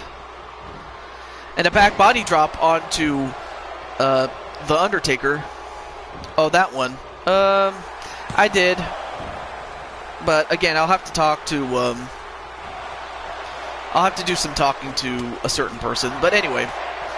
Oh, nice diving clothesline on Chuck Norris, and uh-oh. Undertaker could be going for the end of this match. All but Chuck Norris manages to escape, though. And a gorilla press into a power bomb, or a power slam, I should say. And now Chuck Norris just deadlifting Undertaker and power bombs him.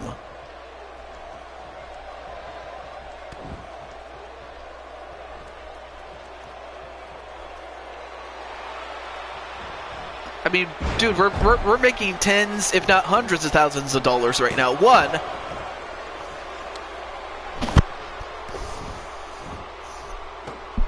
But the Undertaker fighting back. But Chuck Norris, he still has it, even after all these years. And Chuck Norris going for the Walker Texas Ranger kick. Uh-oh, but Chuck... Oh, he went for the Chuck Norris kick, but he missed. Or rather, got countered, I should say. You know, Undertaker, what's he gonna do? Uh-oh. He's gonna walk the tightrope. Old school coming up.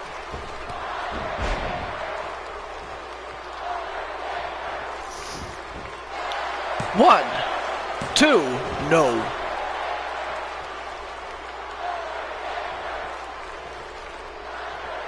And Undertaker just staring at Chuck Norris, just wondering, what do I have to do to beat him? I'm pretty sure that's what's on his mind right now.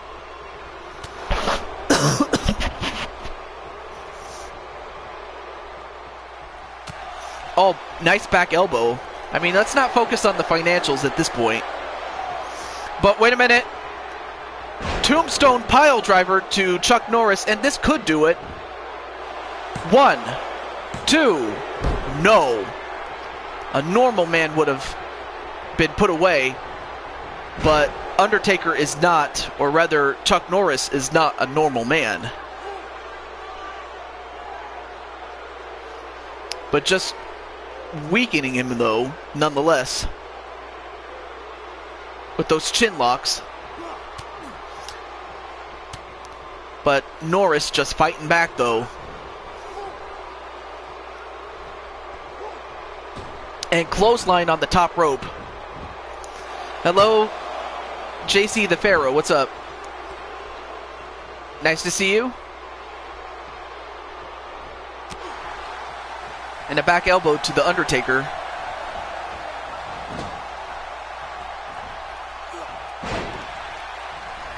And then a DDT to the Undertaker.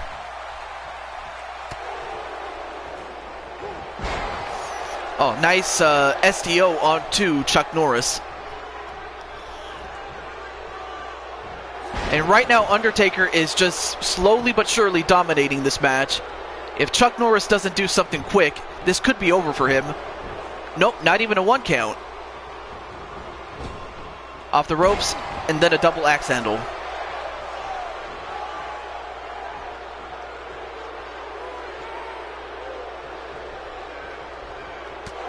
And Chuck Norris still has a little bit of life in him. A powerbomb with a pinfall. One, two. Nope, turned into a Boston Crab. Is Undertaker going to tap out here?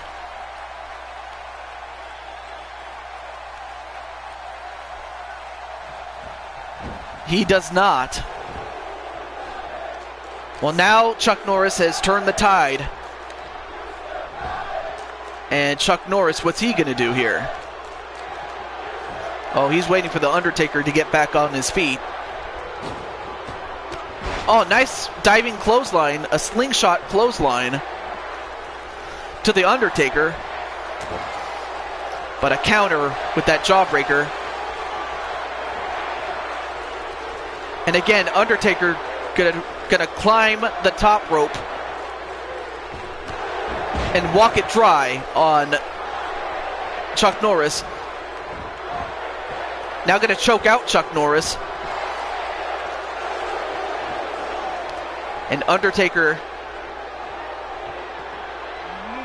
is he going to get it this time? Yep, Tombstone piledriver for the second time.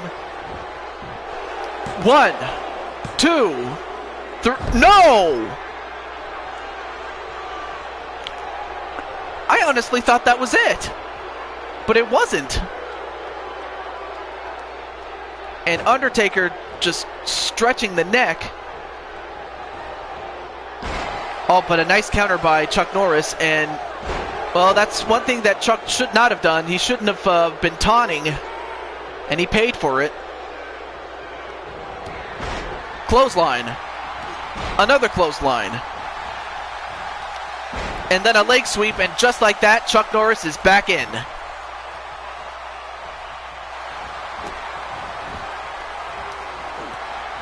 I believe they had.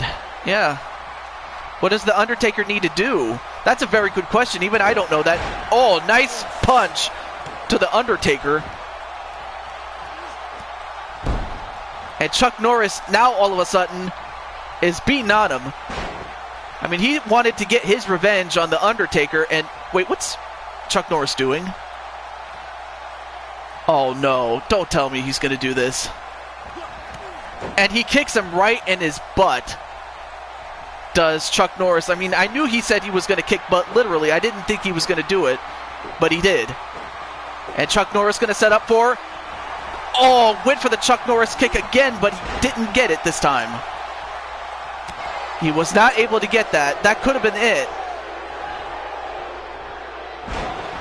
And a DDT to Norris. And now Undertaker praying to the dark gods above or below. And Undertaker just trying to draw power. But nothing doing there.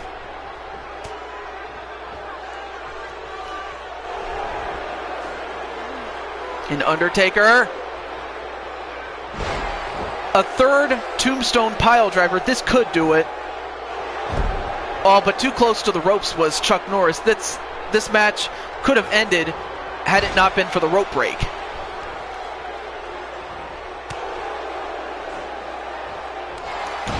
And a huge uppercut onto Chuck Norris.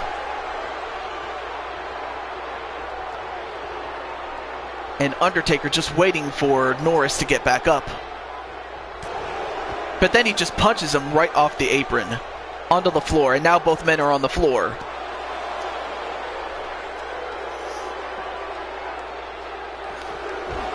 A leg sweep onto Undertaker.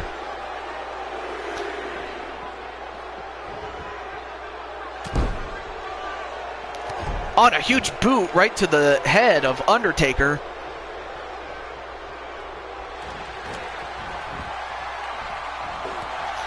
And the running kick onto Undertaker, but of course Norris realizes it's going to take more than that to beat him, but Norris getting countered. Nope. Reverse DDT onto the Undertaker, and 1, 2, no. And now Chuck Norris wondering what he has to do. Well, it's to entertain. It's very simple, to entertain. And a gorilla press slam. Nope, turned into a power slam.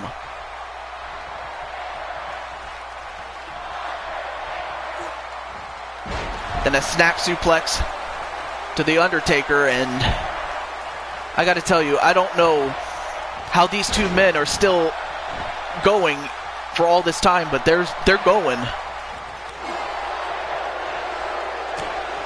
Elbow to the knee, and then the Chuck Norris kick, and that busted open the Undertaker, and now Undertaker's in trouble. Although I think that might have pissed him off, though. The double axe handle to the back of Norris.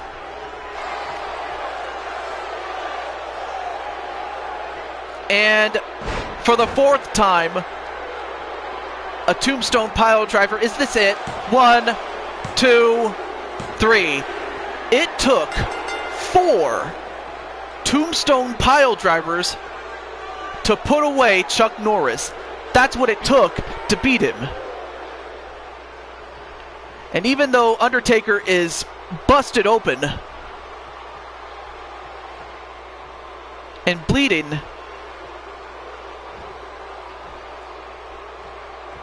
as you can see, that blood is running and dripping. Oh, wait a minute. Undertaker, what are you doing? No. Oh my God. Come on. You already beat the man. And of course the referee doesn't want any of the Undertaker. Then again, who does? I mean, Undertaker won the match and it was a 5-star match. Alright, enough of the bills. I think that's actually getting annoying right now. But Undertaker knocked out Chuck Norris.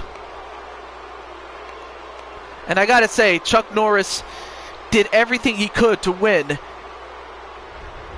But Undertaker he wanted it that badly. And to make it even worse, he decided to hit him a couple of times with that chair. Oh my God, I don't know what's going to happen next. But as far as Undertaker, and, oh, there's a pen. I needed to get a pen here.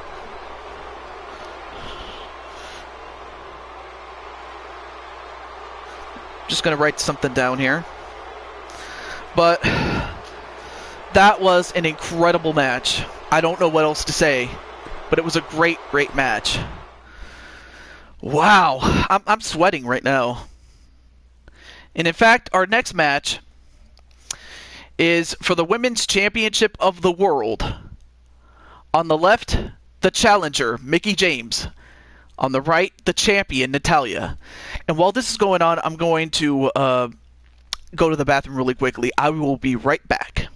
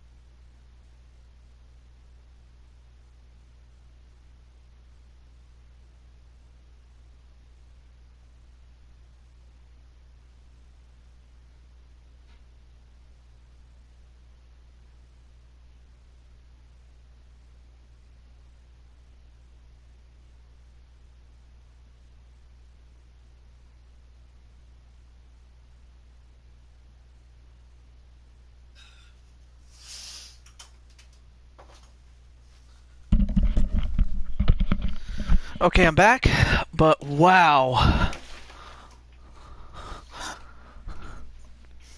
No more of that conundrum, what? But anyway, I'm back, and it's time for the women's match. But I opened the window because it was kind of getting stuffy in here, but alright, so we're back. And this match is for the Women's Championship of the World. Well, introducing first, the challenger.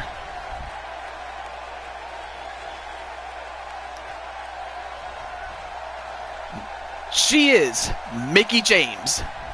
And I got to tell you, Mickie James, I was, I had a great, or rather, she did pretty well in her first run in the WWE, and she's been doing pretty well since coming back. And it would be nice to see her win the Women's Championship one more time. But here, she has a chance to win it in this company. And I gotta say, Mickie James is looking good.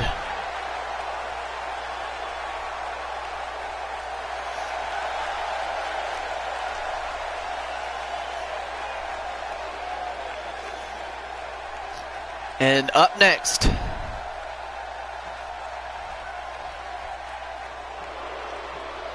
the champion,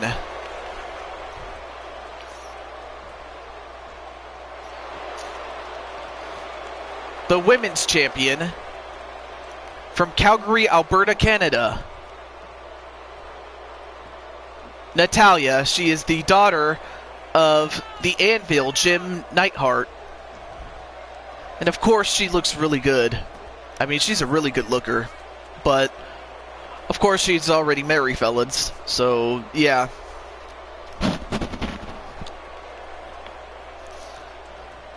But, of course, this whole thing started on the last Super Show that these two were in. And it was for that belt. And even though Natalya won the match, she did go on to beat up Mickie James, and ever since then, Mickie James took it very personal, and she has since vowed revenge. So when's Earthquake's match? That would be the main event. That would be the main event. But first up, there you see her, the challenger, Mickie James, and welcome back, Insane One.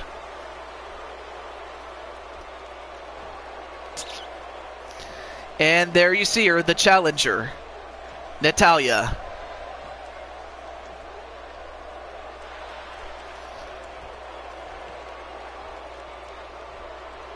Oh my god, she's ready to fight. And in fact, these two women have just gone back and forth in terms of insults and personal attacks. And Natalya does have, you know, these two have had one match since this whole thing started. And Natalya did win a match. But, let's see. I stopped watching WWE from 2005 to 14. The first time I saw Mickie James... the first time I saw Mickie James, and I saw her execute the Twist of Fate, I always wondered if one of the Hardys trained her. Is Mrs. what? Oh, you take her? Well, she's well, she did go on to go on tour, so she is gone in a sense. But she's always welcome back. But otherwise, we're both cool. It's just, you know, her contract expired, and we had to sign some new talent not long after that to the Insane One. And Natalya just holding up Mickie James and then suplexing her.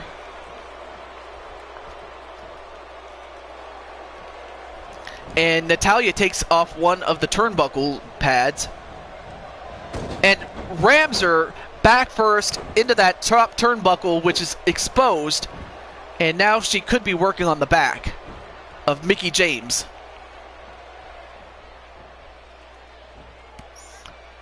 Nope, countered by James. If only for a little bit, and a backbreaker, and now it looks like Natalya is going for the back. Oh, nice body splash right to the back. Then another kick to the back. So it's obvious that Natalya is going for the back. Well, I'll have to make that match some other time. But right now... Oh, he's still in the company. Is Rockhawk. And then a... what was this called? A surfboard stretch? Or I forgot what it was called. But... in any event, Mickie James escaped that.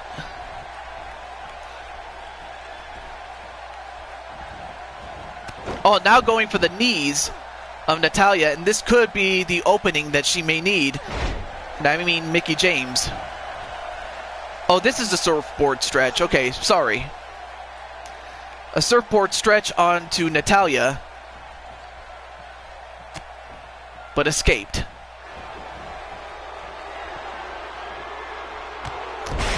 Then the spinning discus clothesline. 1, 2. No.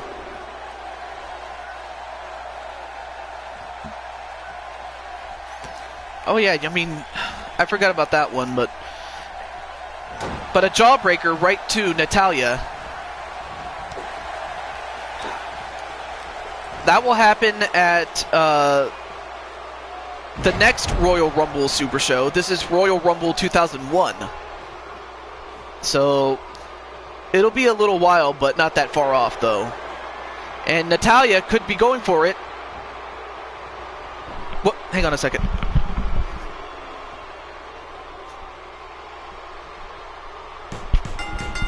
And a tap out right to Mickie James, and I had to take care of some business backstage, but Natalya gets the win on a tap out, and that was a fairly quick match, and oh, that was a bad camera angle.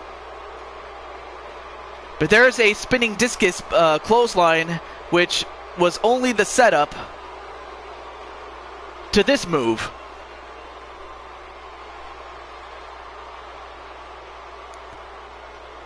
There you saw it, the sharpshooter, and as great as Mickie James was, I mean, then again, Natalya targeted the back early in the match, and all that pain added up, and Mickie James was helpless and had no choice but to tap out, and the winner of this match, and still the women's champion of the world, Natalya. So congratulations to Natalya for winning that one. Big victory for her. But of course, Mickie James is, as far as Mickie James is concerned, it's not over. But for Natalya, she is victorious again. And it was a very good match. But nonetheless, though, we move on to our next match. So far, it's been a very good show. And so far, the match of the night has to have been that Iron Man match that we had. My God. I think I believe I just told you it's going to be the next Royal Rumble Super Show. I don't know if you missed it or not, but that's the next Super Show. But our next match, however, is for the Intercontinental Championship, a triple threat match. And you have Jeff Hardy, Tito Santana, and Luigi, the Intercontinental Champion. And that's what it's for. The Intercontinental Championship is on the line.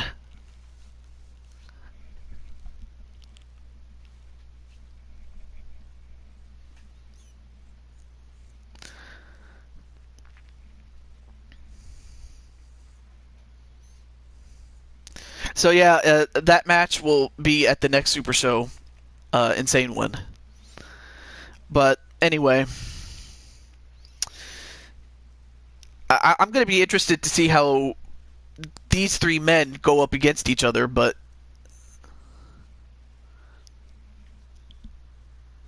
oh yeah, that's a good question.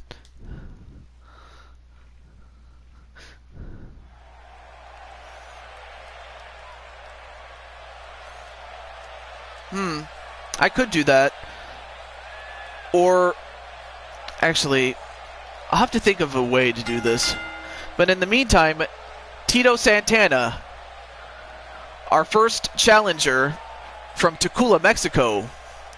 And I got to tell you, Tito Santana, for those of you who have been watching your World Wrestling Federation, will know that this man is a former two-time Intercontinental Champion, especially during the mid-'80s. I mean, he was champion in 84 and again in 85. I mean, he lost the championship initially to Greg the Hammer Valentine, but ultimately went and won it back from Valentine, and he would go on to lose the championship to Randy Savage, Macho Man Randy Savage. But yeah, the man is a former Intercontinental Champion, as is this man.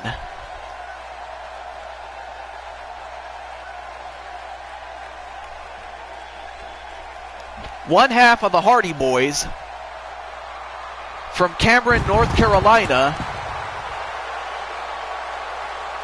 Jeff Hardy. I mean, of course, this man is a former WWE champion. So, of course, he has made it to the big time. And he has been in many, many big matches. So he knows what he has to do. And I would have to think so does Tito Santana.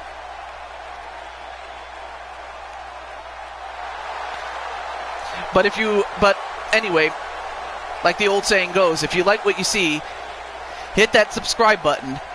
Hit the bell for notifications. So whenever I go live, that's when you get to see these matches that you are seeing right now. But up next is the WWE Intercontinental Champion. Let's see. Yeah, I saw that. You said you wanted the next Super Show. The only bad thing is the champion, the WWE champion, already has a number one contender in The Rock, and of course The Rock was slated to face Adrian Chambly, the champion, the WWE champion, in a one-on-one match. So, I mean, I could make it a three-way match, but then, of course, The Rock would get upset at me, but if that's what you want, I could do that, or you can defer and face whoever the champion is on the next show or somewhere down the line. But those are just some options that you can have. Anyway, match underway. A double gutbuster to Tito Santana. And Luigi, of course, being that he is the Intercontinental Champion, I mean, these are three tremendously terrific athletes. I mean, these guys are professionals. I mean, these guys have, they've done it. They've done it all. Except for maybe Santana. Santana has never been the WWE champion. Well, if that's what you want, that's what's going to happen at the next Royal Rumble Super Show. And then a knee right to the gut of Santana. Now, of course, this match is one fall to a finish. So whoever gets the pinfall or submission first over anybody wins the match and the championship. And Luigi is well on his way to doing that. But Santana, backbreaker to Luigi.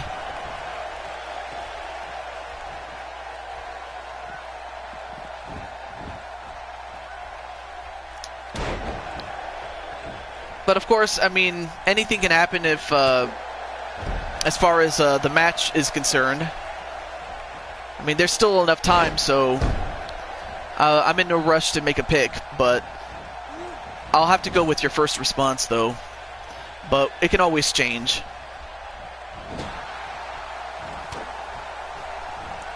And in the meantime, Jeff, a diving clothesline onto Luigi.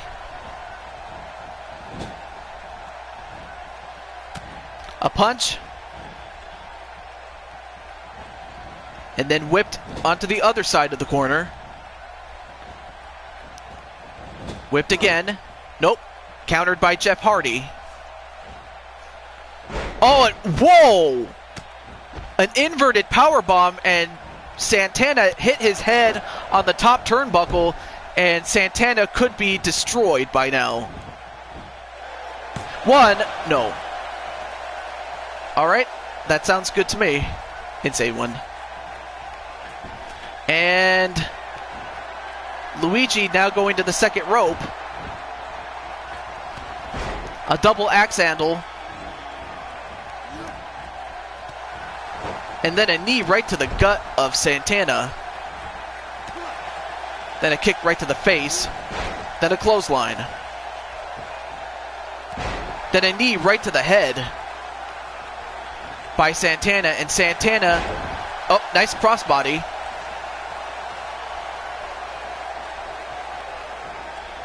When is the next show? Because this coming Friday is when I do Jade Cocoon 2. Well, I usually try to do these shows every 2 days, every 2 to 3 days sometimes. It depends on how long it takes to set up the show. And one triple threat. Well, of course, the championship will be on the line. Insane one. But now, right now it's Luigi and Jeff Hardy in the ring. And a Boston Crab onto Luigi. If he taps out here, Jeff will be the new champion. But Luigi escapes. And pinfall, nope, broke it up immediately. And flying forearm. Flying forearm onto Luigi. This could do it. Pinfall on Luigi. 1, 2. Oh, but Santana took too much time moving Luigi out of the way and getting him into the center. That might have costed him.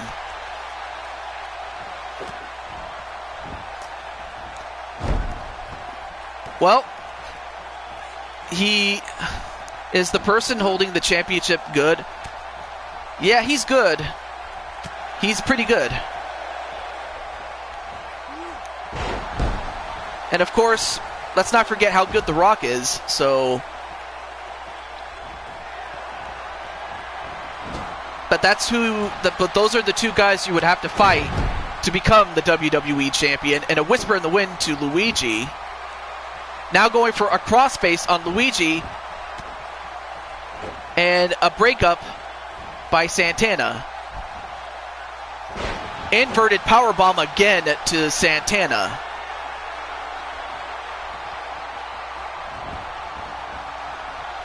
And wait a minute, Jeff Hardy going to the top rope.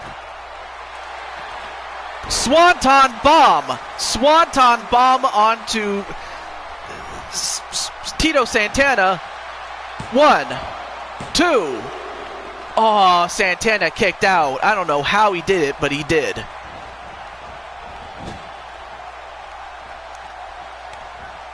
A punch, or rather a series of clubbing blows with the open hand. And then a crossbody to Luigi.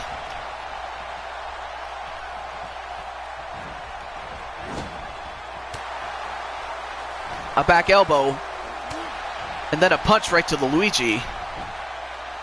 So is the next Royal Rumble on Monday? No, it's not this Monday.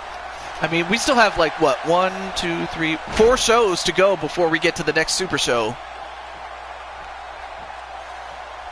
So we still have a little ways to go. But it should not be that far off, though. And Luigi taken out of the equation. And a clothesline on the top rope. And a pinfall. 1, 2, no. Now Jeff Hardy weakening Santana. That might be the best thing he can do at this point. 1.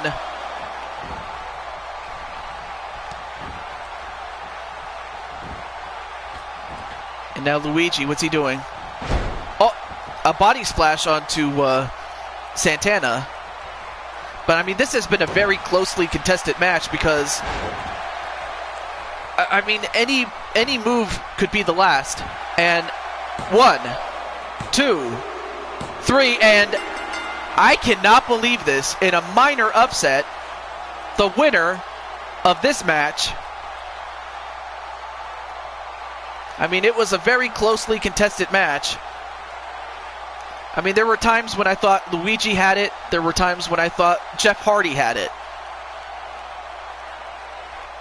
But in the end, the winner of the match, and once again,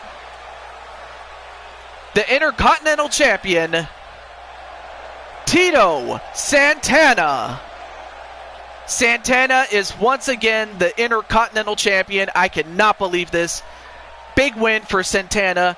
Big win for the Ariba Man. But my God, Santana did great. Unbelievable.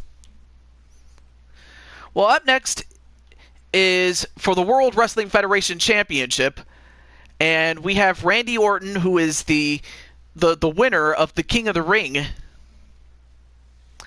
And by virtue, he gets to take on the WWE, or rather the World Wrestling Federation champion, Stone Cold Steve Austin. So this is a very, very awesome match I'm looking forward to.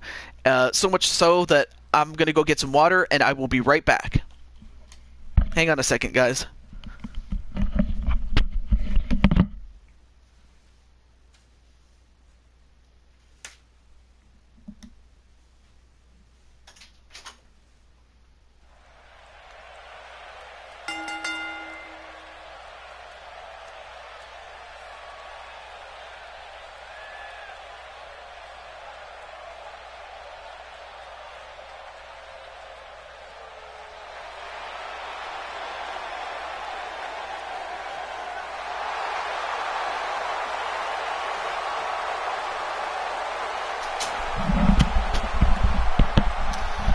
Alright, I'm back, and up first is the challenger and the King of the Ring for this era, the Viper, Randy Orton. And I gotta tell you guys, I mean, ever since he won that match, he has been focused in preparation for this match, and I gotta tell you, for Randy Orton, this is a big opportunity. But of course, he's been the champion many times before. He knows what he has to do. But you get to see a battle of two snakes. The Viper against the Rattlesnake. And there you see it, the Orton pose.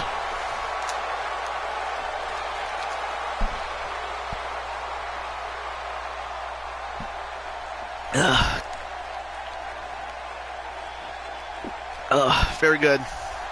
Water.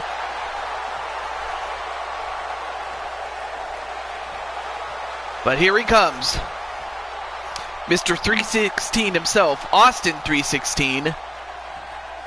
The Rattlesnake. Stone Cold Steve Austin. The World Wrestling Federation champion.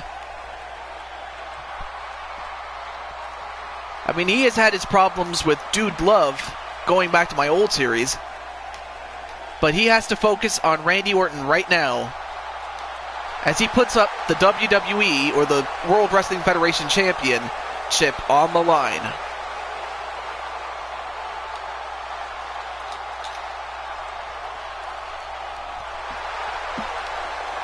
And of course, this crowd is going for Austin. I mean, take your pick. Who's going to win? Will it be Randy Orton,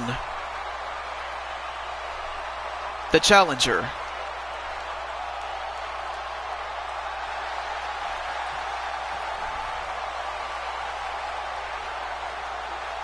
I mean, that look on his face, he's ready.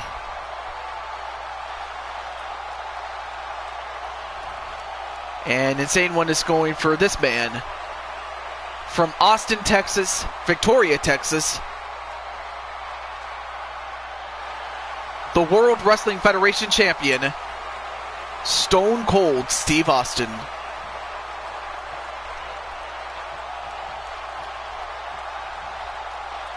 And Austin handing over the championship, and the referee showing what's at stake to Randy Orton and to the audience at home. Now this is our double main event. This is the first of two of our double main events. Match underway.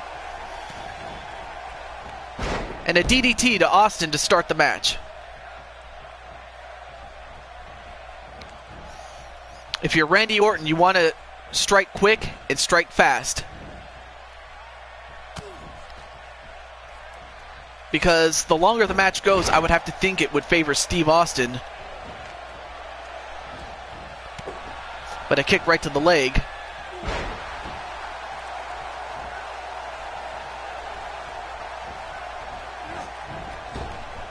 A whip into the ropes. And then an Orton Thez press.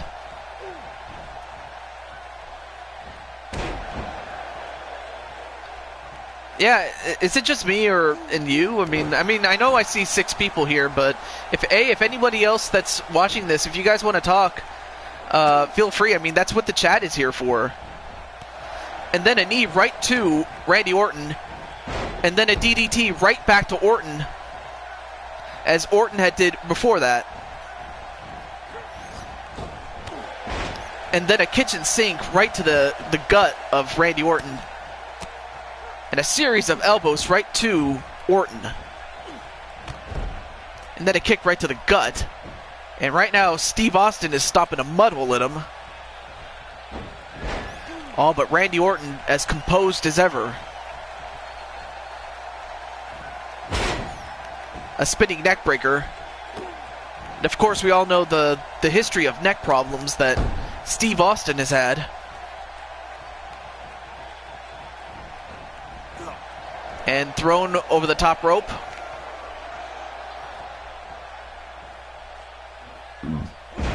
And then a neck breaker from off the second rope. Brought in by Randy Orton. And yeah, it apparently it's just the 3 of us, I guess. Unless anyone, and I can't even talk. Unless anybody else wants to join in on this, you may. And I mean, we can always talk about the great matches that these two have had, maybe not with each other, but throughout the years. And Orton getting the worst of that. Oh, but a nice drop kick onto Austin. I mean, Orton is the better technical wrestler, but Austin is a street fighter, to say the least. And oh, nice neck breaker. Again, targeting the neck. 1.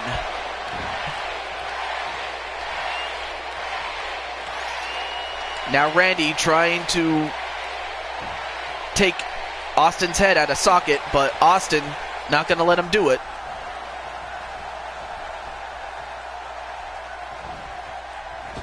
And clotheslined on the top rope.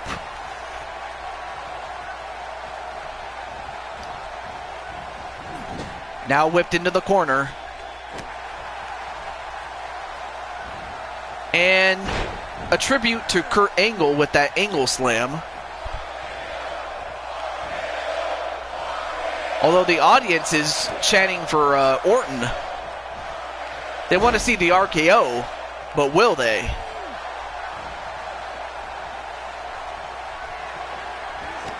A stop to the arm, then a stop to the leg.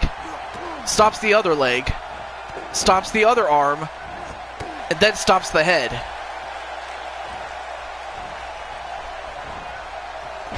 But then a back body drop onto Orton. And I'm not sure what Austin was going to do, but nice counter.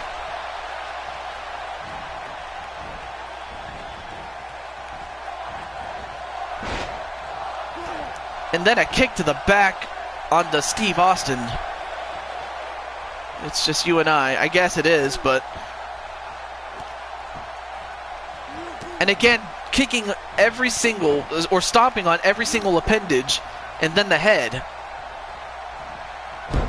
Now going for the arm is Orton, and RKO! RKO from out of nowhere. 1, 2, no. The RKO just came out of nowhere, and oh, he went to do it again, but he didn't do it. And a pile driver to Randy Orton. Goes off the ropes, and oh, forearm drop.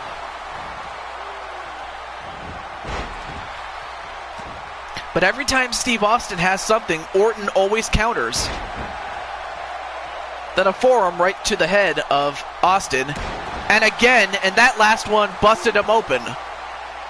Now Steve Austin is in deep trouble, and Orton could be setting up for the kill. RKO for the second time, and this could do it. 1, 2. I cannot believe that. I honestly thought that was it. But Steve Austin... Wait a minute. Oh, almost got the stunner. Almost had the stunner.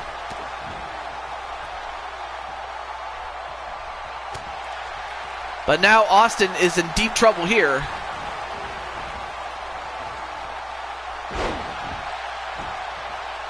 I mean, the insane one, he's going for Stone Cold, and Joshua's going for Orton. Killjoy's going for Steve Austin. Oh yeah, he did do that on John Cena one time. And Vince was, I don't know if that was planned. I mean, sometimes you never know with what goes on in the WWE. You never know. But Orton, oh, nice counter by Austin.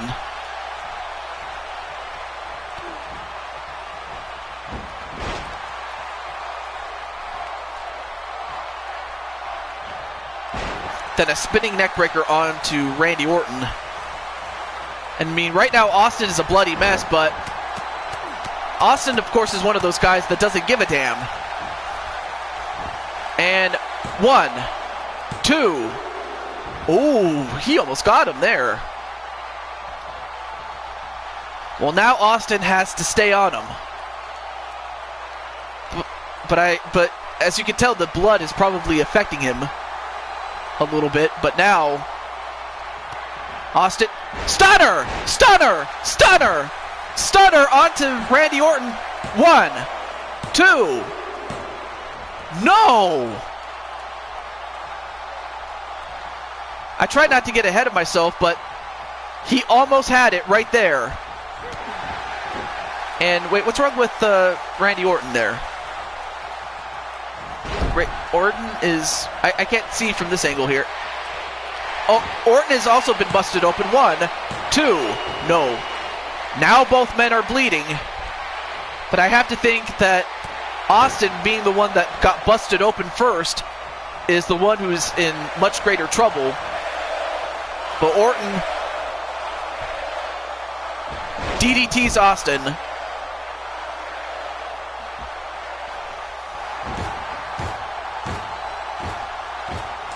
I don't know what they need to do, but another RKO. That's the third one on a Steve Austin. Is that it? 1, 2, 3. No! I thought that was it. He kicked out. I thought he had it, but I was wrong.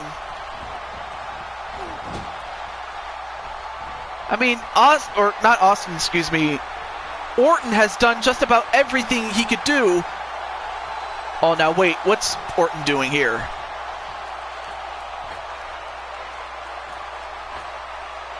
Now wait a minute, Orton, what's he doing here? Oh, don't tell me, he's going for the RKO off the top rope.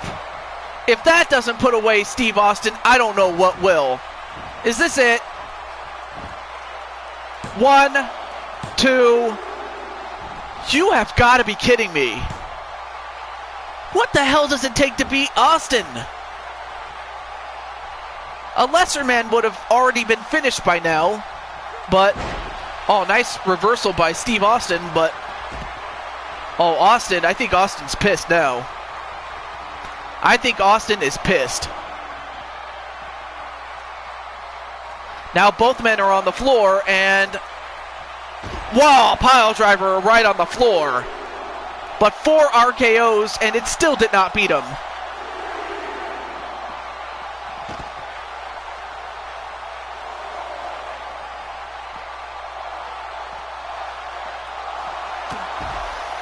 Oh, but a nice counter by Austin. But then a stop right to the gut of Orton. Now, if this match ends in a count-out, either way, Austin is going to retain the title, but of course, Austin wants to win legit. And now Austin with the Luthez press. His style.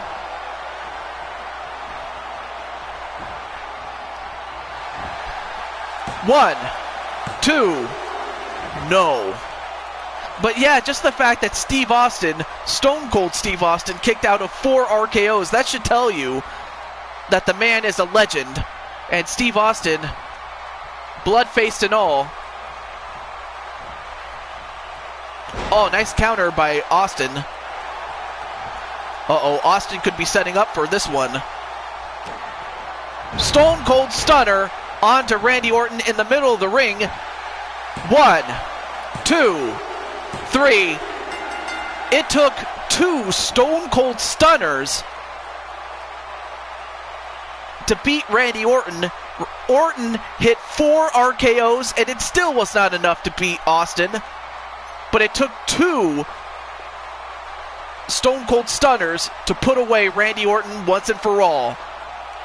My God, these guys did everything they could to beat each other up, and they still...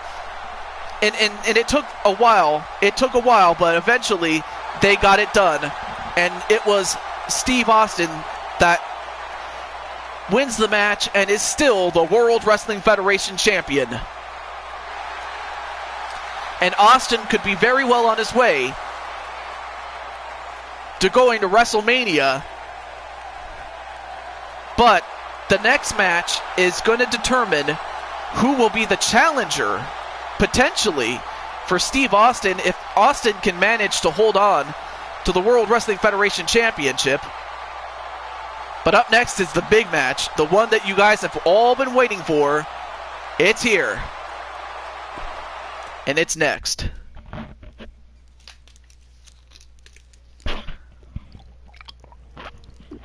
Oh, you know what, folks? I apologize. I'm sorry. There's actually one match before that. I forgot about this one. My bad. I'm sorry. That's on me. But this next match is a grudge match between Stevie Ray and Retro Rick. Now, it all started when these two had a match. Rick won, and Rick invited Stevie Ray to come out and talk to him, but Stevie Ray was not having any of it, and he started talking some trash to Retro Rick, and Rick, he roasted him, did Rick.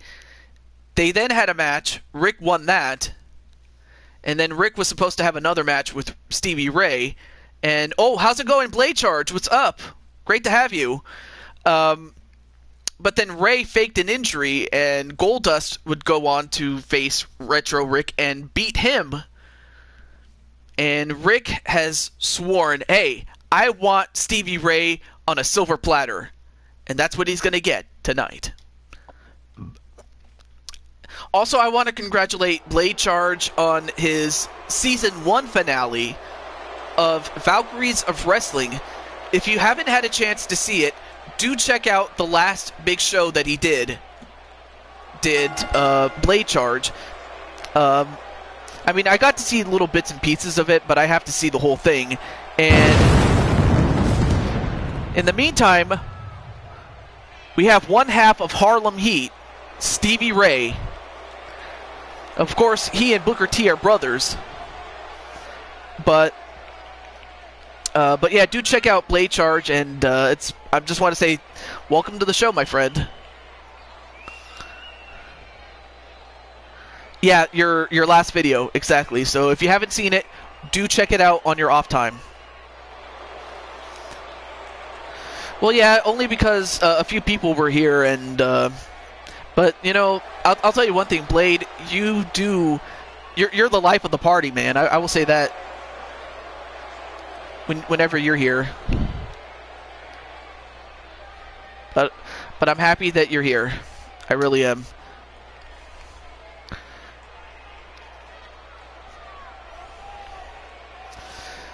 So now you have Stevie Ray, and then you have this man, Rick XTN, Retro Rick, whatever you want to call him.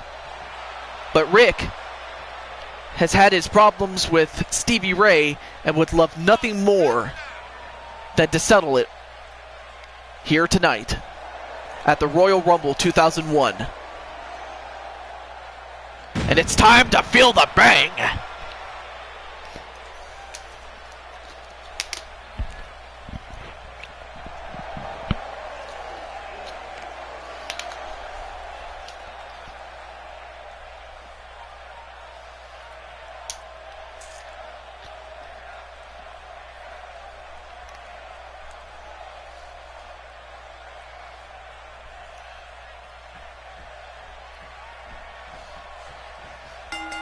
Match underway, and this match is just purely a grudge match. And a spinning neckbreaker already to Stevie Ray. Yeah, the last match between Steve Austin and Stone Cold, or excuse me, Steve Austin, Stone Cold Steve Austin and Randy Orton was a great match. But of course you can always watch it on the replay whenever you can. No pressure. And a powerbomb right to Retro Rick. And I'll tell you one thing, Stevie Ray has had nothing but contempt for Retro Rick. I mean, he's just absolutely sick and tired of Rick, you know, just, you know, he's a poor sport, is Stevie Ray. And one, it's just jealousy that it started this whole thing, really. On a big boot right to Rick.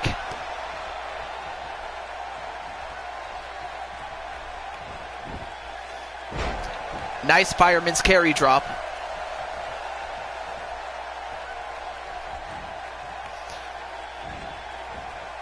You know, I get, you know, that's a good question. It would be called that. But you know something? I have some good news for you, Blade, as well as for everybody else here. And that is, I'll just type it out.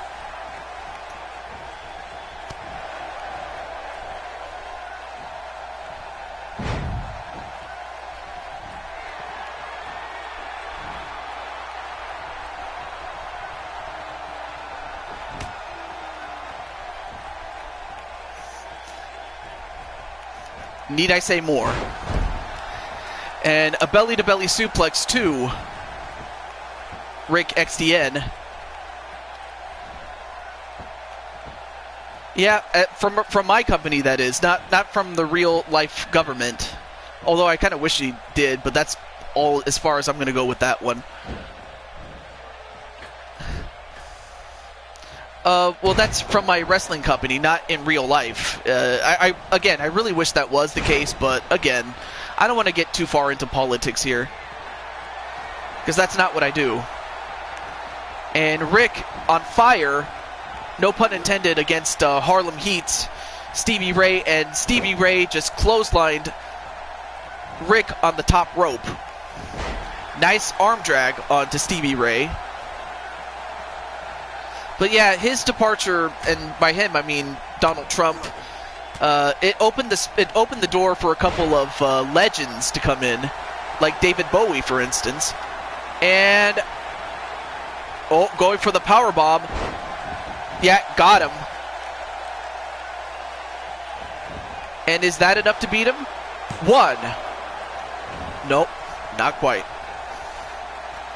But of course, Rick has to stay composed here. He has the match where he wants it. How did he get fired? Well, very simple. Very simple. People hated him. And in fact, it just got to a point where I couldn't stand him, really. So it's like, why keep people that you really, really, really... And, yeah, exactly. I think Blade just answered it right there, so you can read it. But in the meantime, Stevie Ray picked up and slammed Rick on the ring. And Stevie Ray back suplex to Rick XTN. And now Stevie Ray could be going for the win. Right now, the feud between them is at 1-0 in favor of Rick. And 1, 2, 3, and Stevie Ray ties the series, the feud with Retro Rick at 1 match apiece. So Stevie Ray gets the big win. Exactly. That's exactly what I mean. But a big win for Stevie Ray, and I gotta give credit where credit is due. He won fair and square. And Rick is just gonna walk it off. And, oh, come on! Come on! You won the match! That's enough, damn it. And Stevie Ray, come on! On rams Rick into the steps. Come on! What the hell? And hello, Moriello Otto. I'll just call you Otto. So what's up, Otto? So yeah, it's tied 1-1, the series between these two men. I mean, I give Stevie Ray a lot of credit. He's doing pretty well for himself. But that was not needed. I mean, he won the match. That's enough of a statement right there. But what the hell? We'll just move on with that. But yeah, Undertaker did beat up Chuck Norris in their matchup earlier. But now we get to the big match that I was telling you about. I was kind of 1 match off, but anyway. Here are the participants. Ravishing Rick Rude, British Bulldog, who you saw early in the first official match. Dude Love, the ex-World Wrestling Federation champion. Edge, JBL, Kane, Mr. Rogers, the Macho Man, Randy Savage, Rick the Model Martel, the debuting Sonic the Hedgehog, Stevie Ray, who you just saw in the previous match, Rob Van Dam, Razor Ramon, Owen Hart, the great Owen Hart, Kurt Angle, Jeff Jarrett, Goldberg, Earthquake, Chris Jericho, Alex Trebek, Stevie Ray's brother Booker T, DDP, Diamond Dallas Page, Latino Heat, Eddie Guerrero, Jake the Snake Roberts, a very young John Cena, Mr. Perfect, Pikachu, Retro Rick, Shooter Shamrock, and The Rock. So those are the big stars that are going to be in the Royal Rumble. And why not? As far as Insane One's question, why not?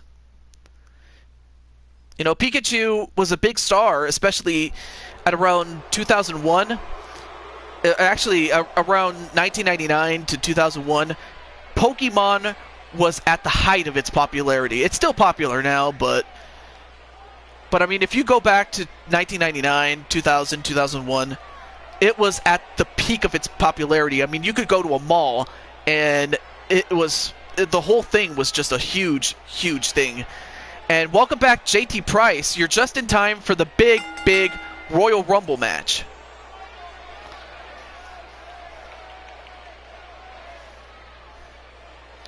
Well, no, it's not dead. It's just, you know...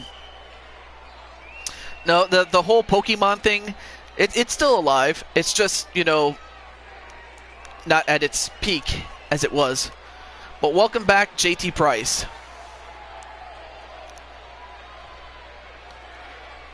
And of course, the rules are very simple.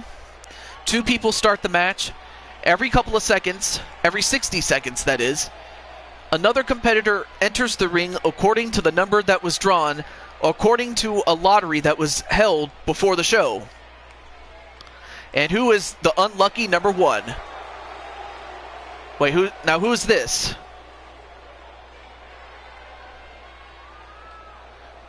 No, I don't hate you. Well, Stevie Ray, who was in the previous match, was unfortunate enough to draw number 1. And I have to say, it could not have gone to a nicer guy. It could not have gone to a nicer guy because, you know, what he did to Rick was not cool. But you know what? if he does win at number 1, I will give him credit where credit is due. I will say that.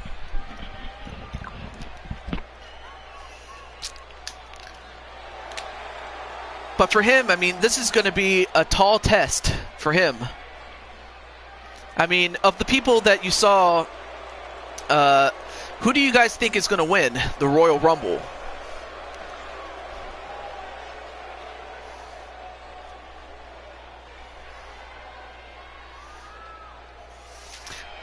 But no, to answer your question, no, I don't hate it.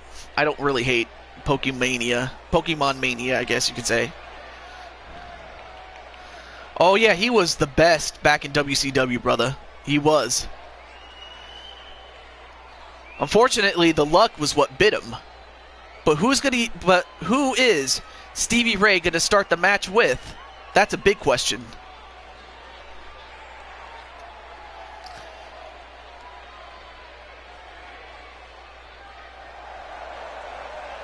And wait, who is this? Him and Booker T, yeah, they were great. Oh my God! It's the debuting Sonic the Hedgehog. My God, Sonic the Hedgehog was unfortunate enough to draw number 2. But there you see him. I mean, of course, yeah, that hair though, but all right, I'm going to go out of character for a moment, all right?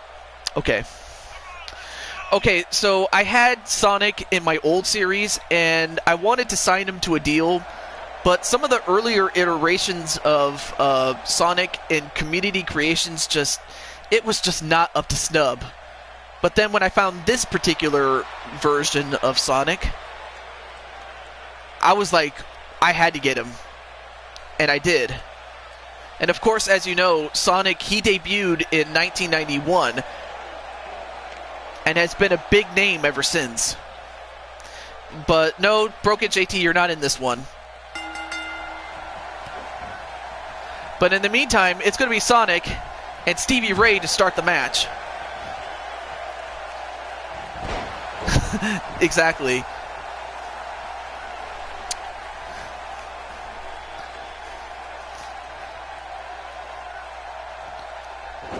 And Stevie Ray, of course, is going to want to weaken Sonic before he tries to throw him out.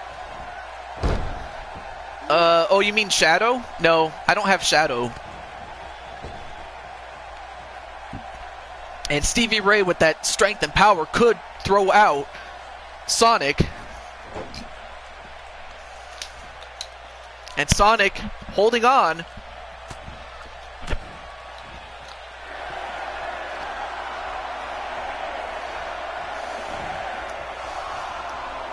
Oh, nice move. Nice Hurricane Rana DDT.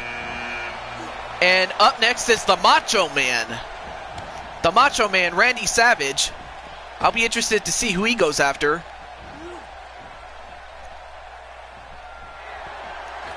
And Macho Man just going to pose. And Stevie Ray going to hang him. And by him, I mean Sonic. And finally, a suplex onto Sonic. But now you have the Macho Man and Stevie Ray going at it.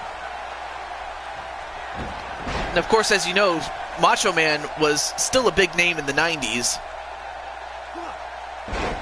Oh, nice slam onto Macho Man. That's another guy that could possibly win it. And Sonic eliminated by Stevie Ray. And, you know, Sonic is a great wrestler, but of course, in a match like this, luck, strength, and toughness is key, and unfortunately, Sonic did not have that. I think probably so, but up next is Kurt Angle.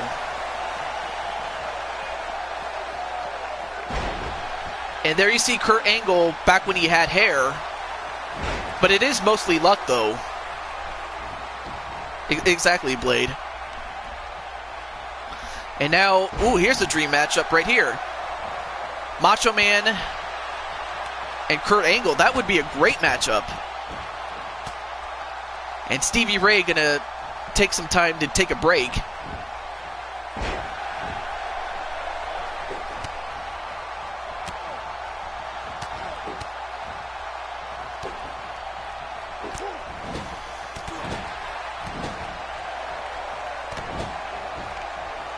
And Macho Man, nope, countered by Stevie Ray.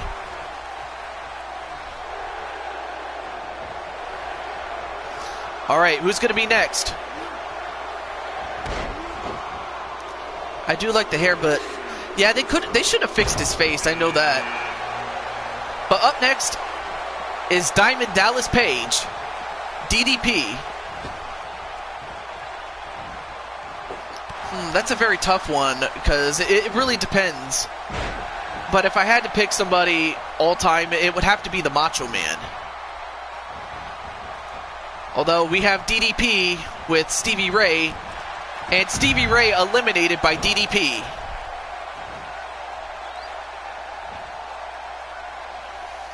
And I got a fan request, or a friend request, I should say.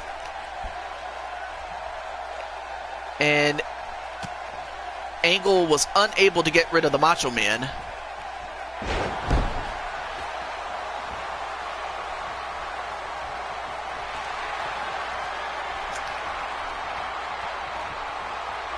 Oh, nice powerbomb onto Kurt Angle. But who's going to be next, though? I'll have to think about that one. But up next is Dude Love, one of the many personas of Mick Foley. And in fact, he was the previous World Wrestling Federation champion before Austin took it from him. But if I had to pick championships, it would probably be the old World Wrestling Federation championship from 98 to, I want to say, 2001. That championship was awesome. That was a championship worth having. I mean, but you guys in the chat could also answer questions like that. And are you serious? Wow. Big disappointment by Dude Love. I mean, he just got in there and already eliminated by DDP.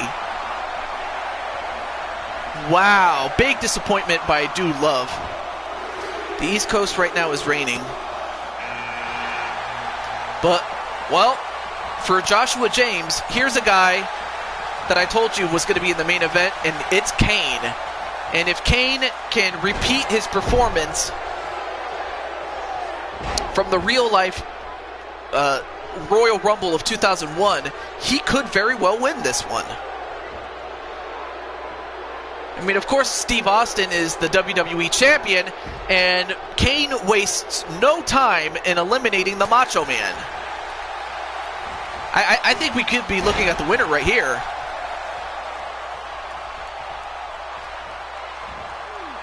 And a back suplex onto DDP, and already Kane is dominating this match.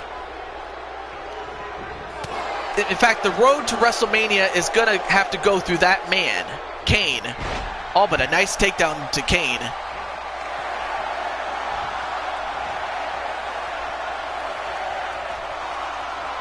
But who's up next? JBL, John Bradshaw Layfield.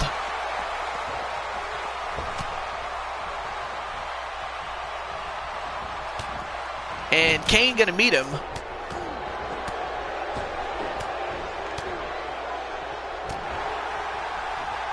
Oh, but JBL fighting back though. I mean, he is big and strong to take on Kane, but to be honest with you, I mean, JBL is quite a bully, to say the least. And Kane just comes back with that clothesline.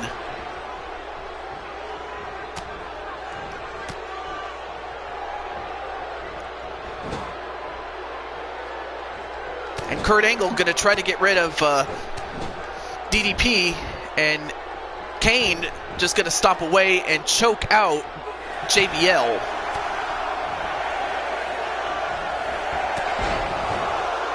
And now who's going to join them in the ring? Well, it's the host of Jeopardy, Alex Trebek. And there you see him with the white hair. And there he is celebrating. But yeah, the host of Jeopardy is in this match. Are you serious? And Kurt Angle has been in there for quite a while. I'll have to read that. Let's see. Wish WWE would have JBL's attitude attire on with him. And same thing with Ron Simmons. Yeah, I really wish they had done that, but they didn't. But yeah, Alex Trebek is in the ring with some of the biggest superstars of that time. And Kane just takes down Angle and Trebek.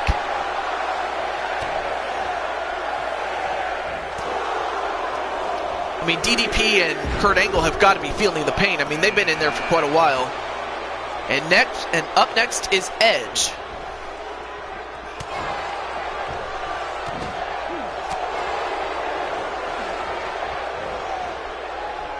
Okay then. And already the action is getting hot and furious. And Trebek trying to eliminate Kurt Angle. But as that happens, JBL gets eliminated by DDP.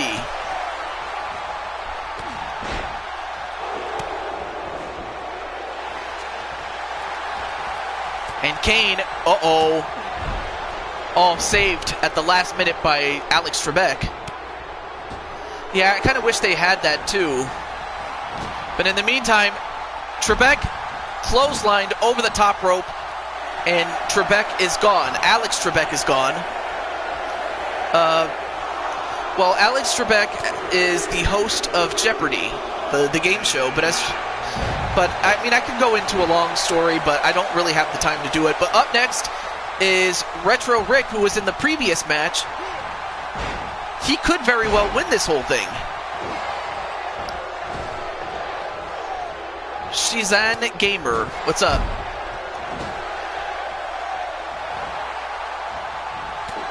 But look at the giants that he has to overcome, does Rick. I mean, he has, as if Kurt Angle, DDP, and Edge were not enough, Kane is probably just,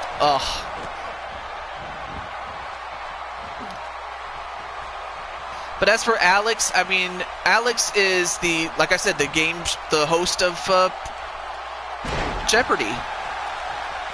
And he's been a game show host ever since 1963, actually.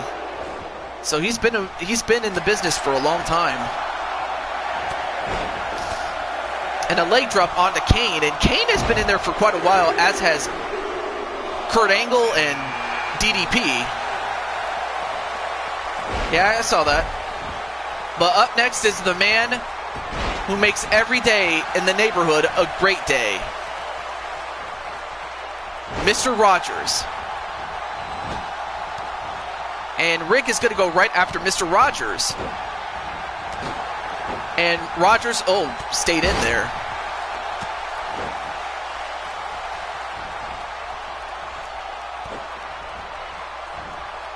And Rick going to try to eliminate Kane, but not quite. Meanwhile, Edge is taking on Mr. Rogers. Mr. Rogers is the host of his own show.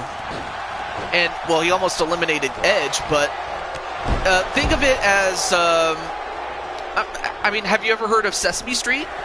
Because, I mean, he's been on PBS he was on PBS for like over 30 years. And up next is Shooter Shamrock. I mean, these are just some of the people that you might have to Google. And, well, Kane has been eliminated, as has Kurt Angle. And amazingly, DDP is still in there. Yeah, he did pass away back in 2003. did Mr. Rogers. And then Shooter Shamrock, of course, is Monstar Factory Wrestling's character.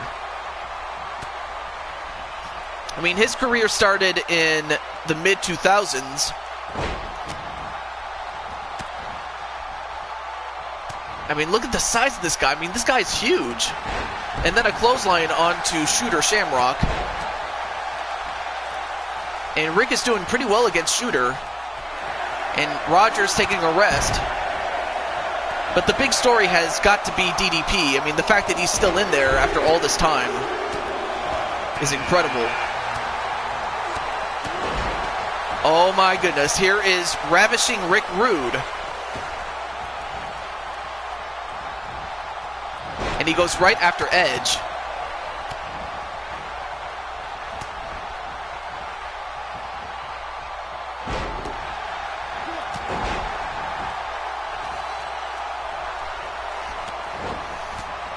What?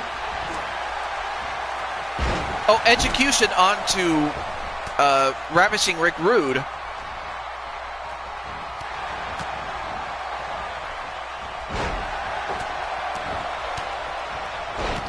And while this is going on, I have to say that Blade Charge did a great job with that storyline on LTD, and I just wanted to say that you did a great job there. I forgot to mention that.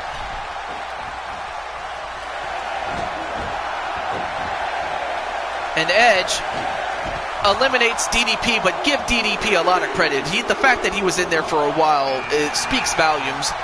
But, uh-oh. The Richter scale is about to go off on 10. It's the Earthquake. And for him to start halfway into the match, I mean, he still has a ways to go, but he is the odds-on favorite to win. Now, if you remember last Rumble, Typhoon, I mean, he won a match.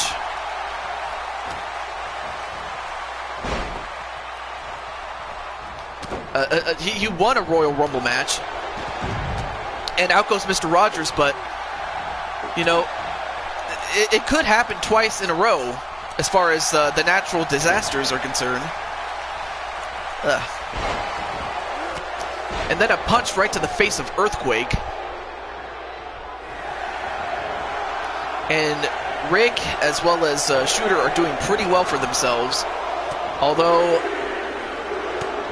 out goes Shooter Shamrock. Yeah, he is a real person. He is. And a spinning neckbreaker on a Retro Rick. But Earthquake, just too damn big at this point for Edge to eliminate. And Razor Ramon gonna try to eliminate Rick.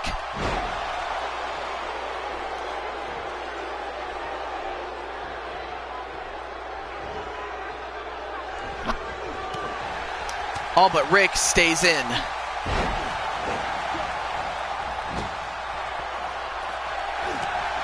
I mean, the road up to WrestleMania now has to go through. Oh yeah, he's still alive, is Alex Trebek. Exactly. Oh, nice takedown onto Earthquake, but you got to get him over and out.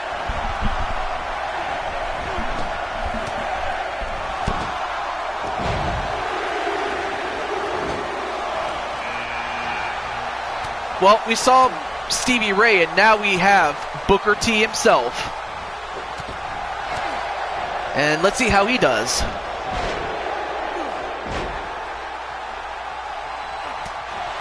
Well, it goes right after Razor Ramon, but gets a belly-to-belly suplex for his trouble.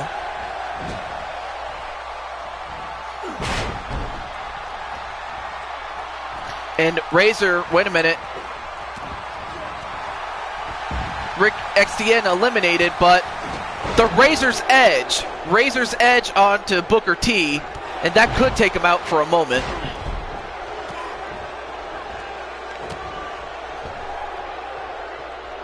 And now Earthquake gonna try to eliminate Rick Rude.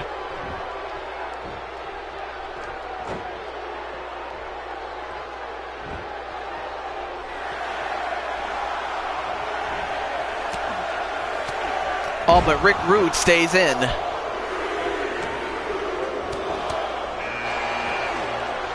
And, well, here's the man that says that everything he does is perfect. Mr. Perfect. And already Razor Ramon going right after him. And then a clothesline on to Rick Rude.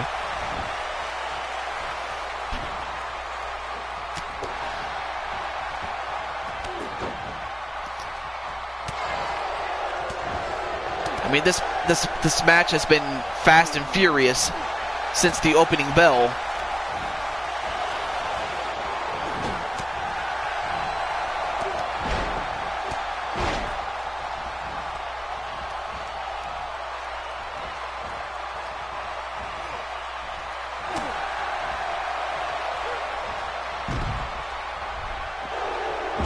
I'm not sure about that one, but out goes ravishing Rick Rude at the hands of, I think it was Mr. Perfect who eliminated him. And now we have one of the newest inductees into the WWE Hall of Fame, Double J, Jeff Jarrett. And Jarrett gives Earthquake a knee. You think you're perfect, but hell awaits you someday. Oh, that's tough.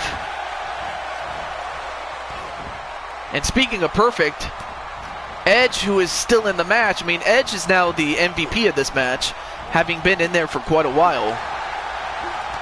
And, my God, Earthquake got eliminated by Double J of all people, and a chokeslam to Booker T, and Booker T's gone. Well, now it's anybody's Rumble now.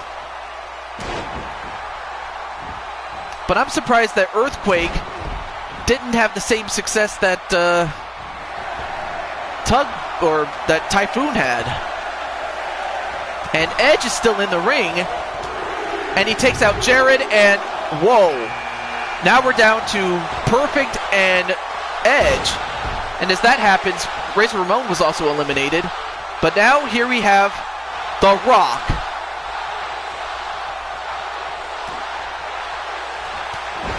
Oh, nice takedown to The Rock.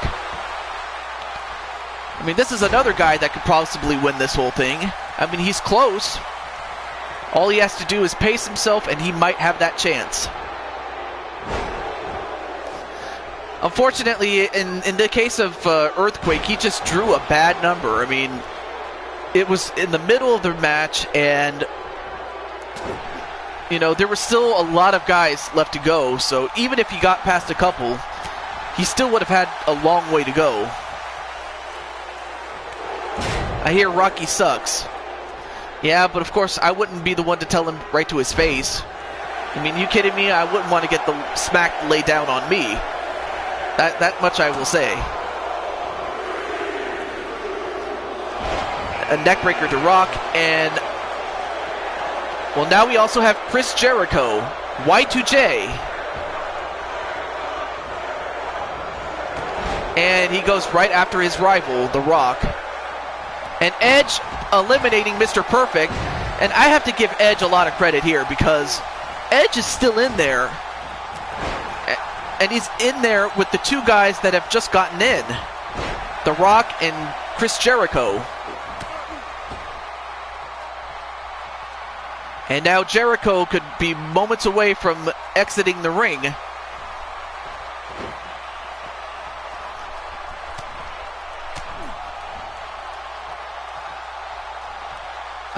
Probably not, just because I'm camera shy.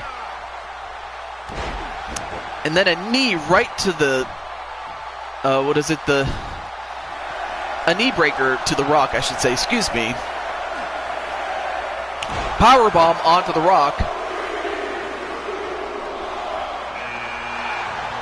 Oh my goodness, a very young John Cena. And who's he going after? Well, going right after Chris Jericho, and my God, Edge is eliminating people left and right. Could he be the new Kane? Because he's eliminating guys left and right, and he's still in there. And he eliminated The Rock. John Cena or I can't even talk. John Cena sucks. John Cena sucks. Yeah, exactly. But right now, Edge facebomb onto John Cena. Yeah, I'm very shy, to say the least. But right now, Chris Jericho going to try to get rid of Edge, who has been in there for quite a while. But Edge is refusing to go down. And, well, Jake the Snake Roberts.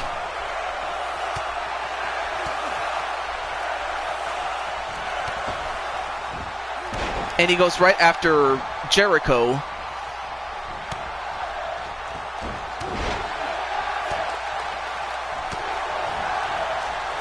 And Cena going right after Edge. I mean, Edge, I have to give Edge a lot of credit. I mean, the fact that he's still in there is a testament of his great conditioning and his will to win. I mean, even if he doesn't win this match, he's definitely got a huge amount of respect from me. And a series of power bombs onto Jake the Snake Roberts.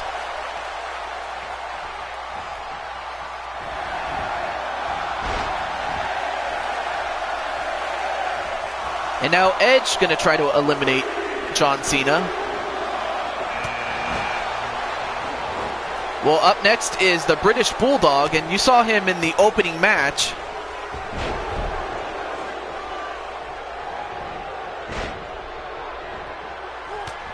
And now Cena just posing to the crowd. And Cena is going to help Chris Jericho eliminate the Snake.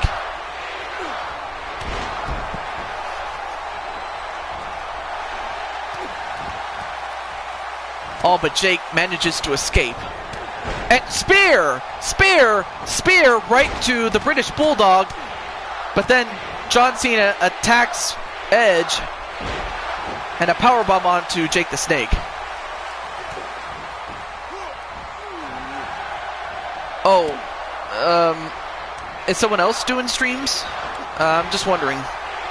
But, well, I mean, well, not a problem, Blade. I'm cool with that. I just don't know who's on right now in terms of who's still broadcasting and whatnot. But up next is Owen Hart, and out goes Edge finally. But give Edge a lot of credit, but not a problem, Blade Charge. I will see you next time, whether it's here on my stream or on one of yours. So not a problem, my friend.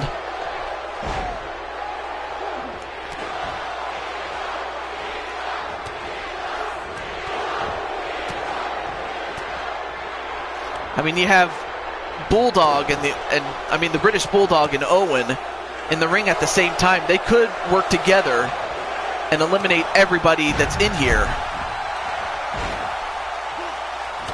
But an elbow right to the head of Jake the Snake.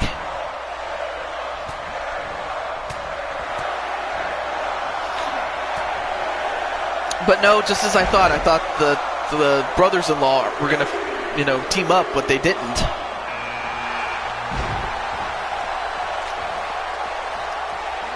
And up next is Goldberg, and for him to come in at this time is a tremendous advantage for him.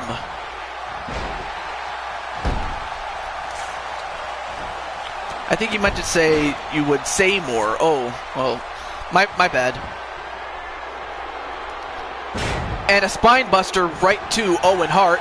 And out goes the British Bulldog. The Bulldog was too busy posing, and he paid for it at the hands of Goldberg. And Chris Jericho has had some beef with Goldberg. And Goldberg delivers a pump handle slam. But now Owen Hart goes right after Goldberg.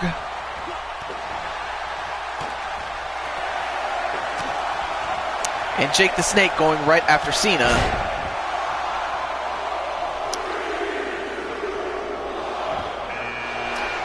And number 27 with a very lucky draw, Pikachu. I mean, he may be the smallest competitor overall, but I mean, he could probably win this thing. Him, Goldberg, and some of the guys that are still in here. I mean, there's still a couple other people that have yet to come in. And wait, what's Pikachu doing? Oh, and a double knee right to Chris Jericho, and out goes John Cena at the hands of Goldberg. And now Goldberg going right after the Snake.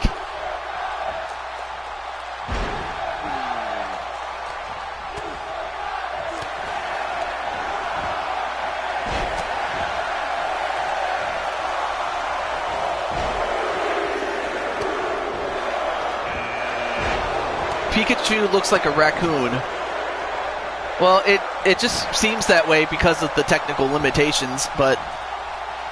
Well, up next, I think that's number 28, is Rick Martel.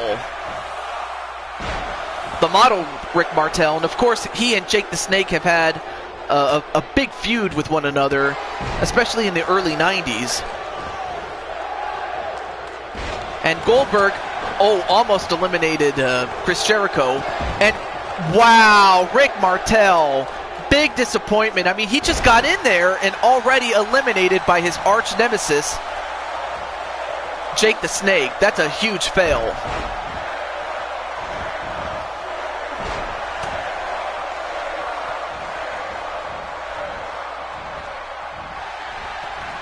And wait a minute, Goldberg. Are you serious? Pikachu eliminated Goldberg.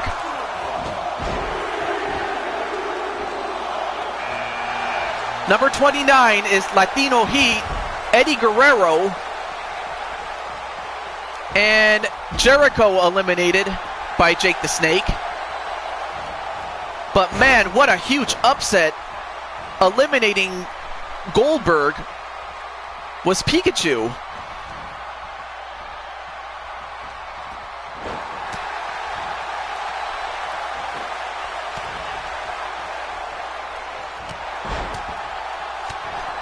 Nice European uppercut by Owen Hart. And then a knee right to the head of Pikachu. I mean, we are one entrant away from reaching the end of this match.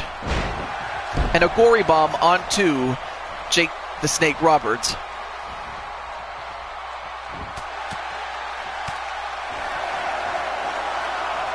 All right, who's it gonna be? Who is the lucky number 30? Rob Van Dam had the best draw of all, and he's number 30. In the meantime, Owen trying to eliminate Latino Heat.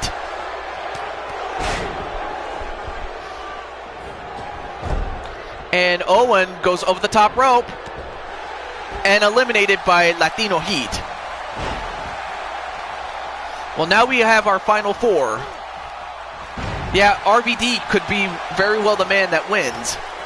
And Latino Heat just got extinguished at the hands of RVD, and the DDT onto Pikachu. And Van Dam, oh, nice flip onto the Snake. I have to give Jake the Snake a lot of credit. The fact that he drew himself a relatively great number and is at the end. Same thing with Pikachu. But the best draw of all is Van Dam. I mean, how he drew a great number, I'll never know, but now Van Dam going to try to eliminate Pikachu.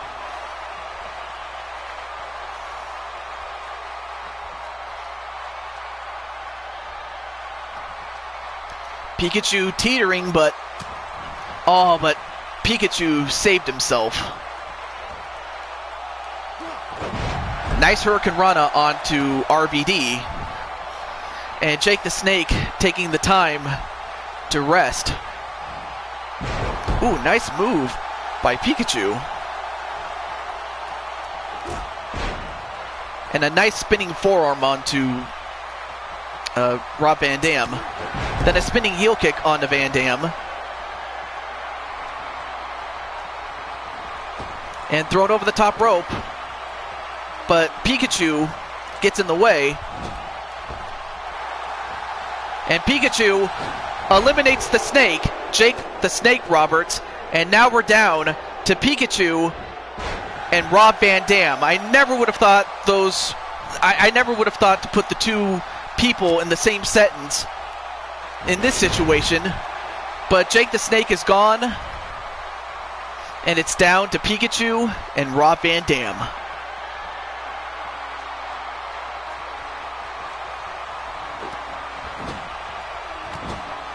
And Van Dam gonna shoulder tackle and then a punch and then another one. And now, wait, what's Van Dam doing? Goes to the top rope and, whoa, goes coast to coast onto Pikachu. But Pikachu reverses.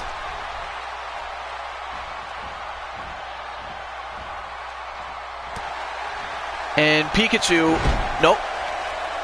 Nice back kick onto Pikachu, and now Van Dam going to the top rope.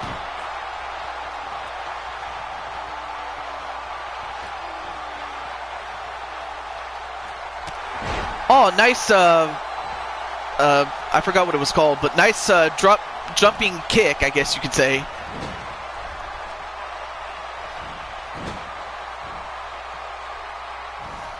And Killjoy is going for RVD to win.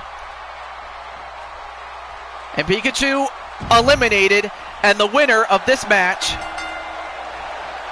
is Rob Van Dam, and he drew the best number of all to win the Royal Rumble. I mean, there were a lot of other guys that quite honestly deserved a championship match, but the luck of the draw was really kind to this man, and RVD is the winner. But you have to give your hats off to Pikachu, Edge, Diamond Dallas Page, and Kurt Angle. Those guys were the guys that were Iron Men in that match. But Van Dam is going to WrestleMania, and he's going to take on the World Wrestling Federation champion. And if everything stays as it is, Van Dam could be very well going up against Stone Cold Steve Austin for the World Wrestling Federation championship. That would be a great match, but anything can happen between now and WrestleMania. And for everybody else here, I may as well just exit out here. But a huge win by Van Dam, and I have to give credit where credit is due, because Van Dam took advantage of the situation, and he won. It's as simple as that.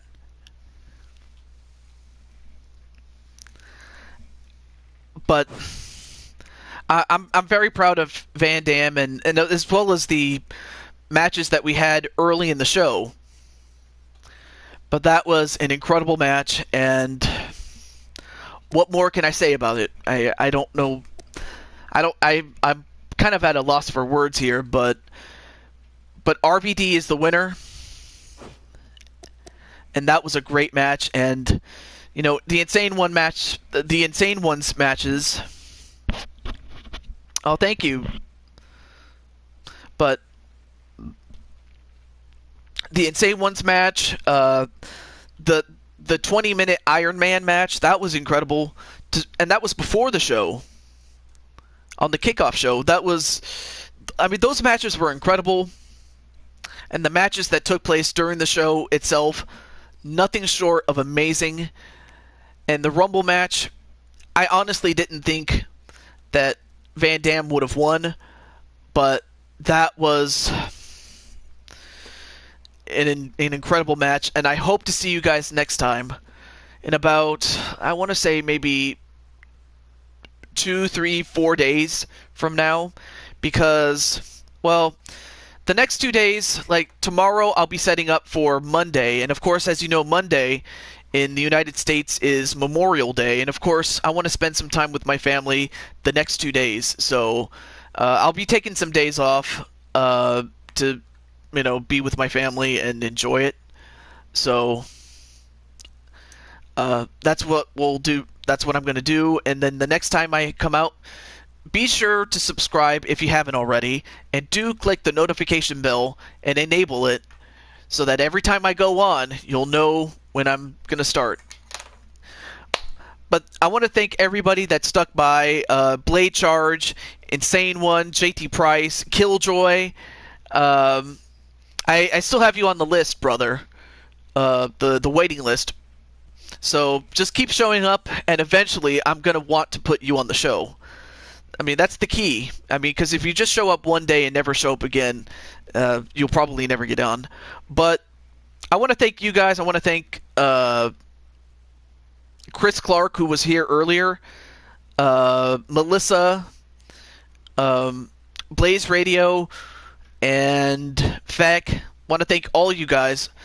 So, with that said, until next time, this is the Blue Toad saying goodbye. Take care of yourself, take care of each other, and be yourself. Until then, have a good day, my friends. Have a good day.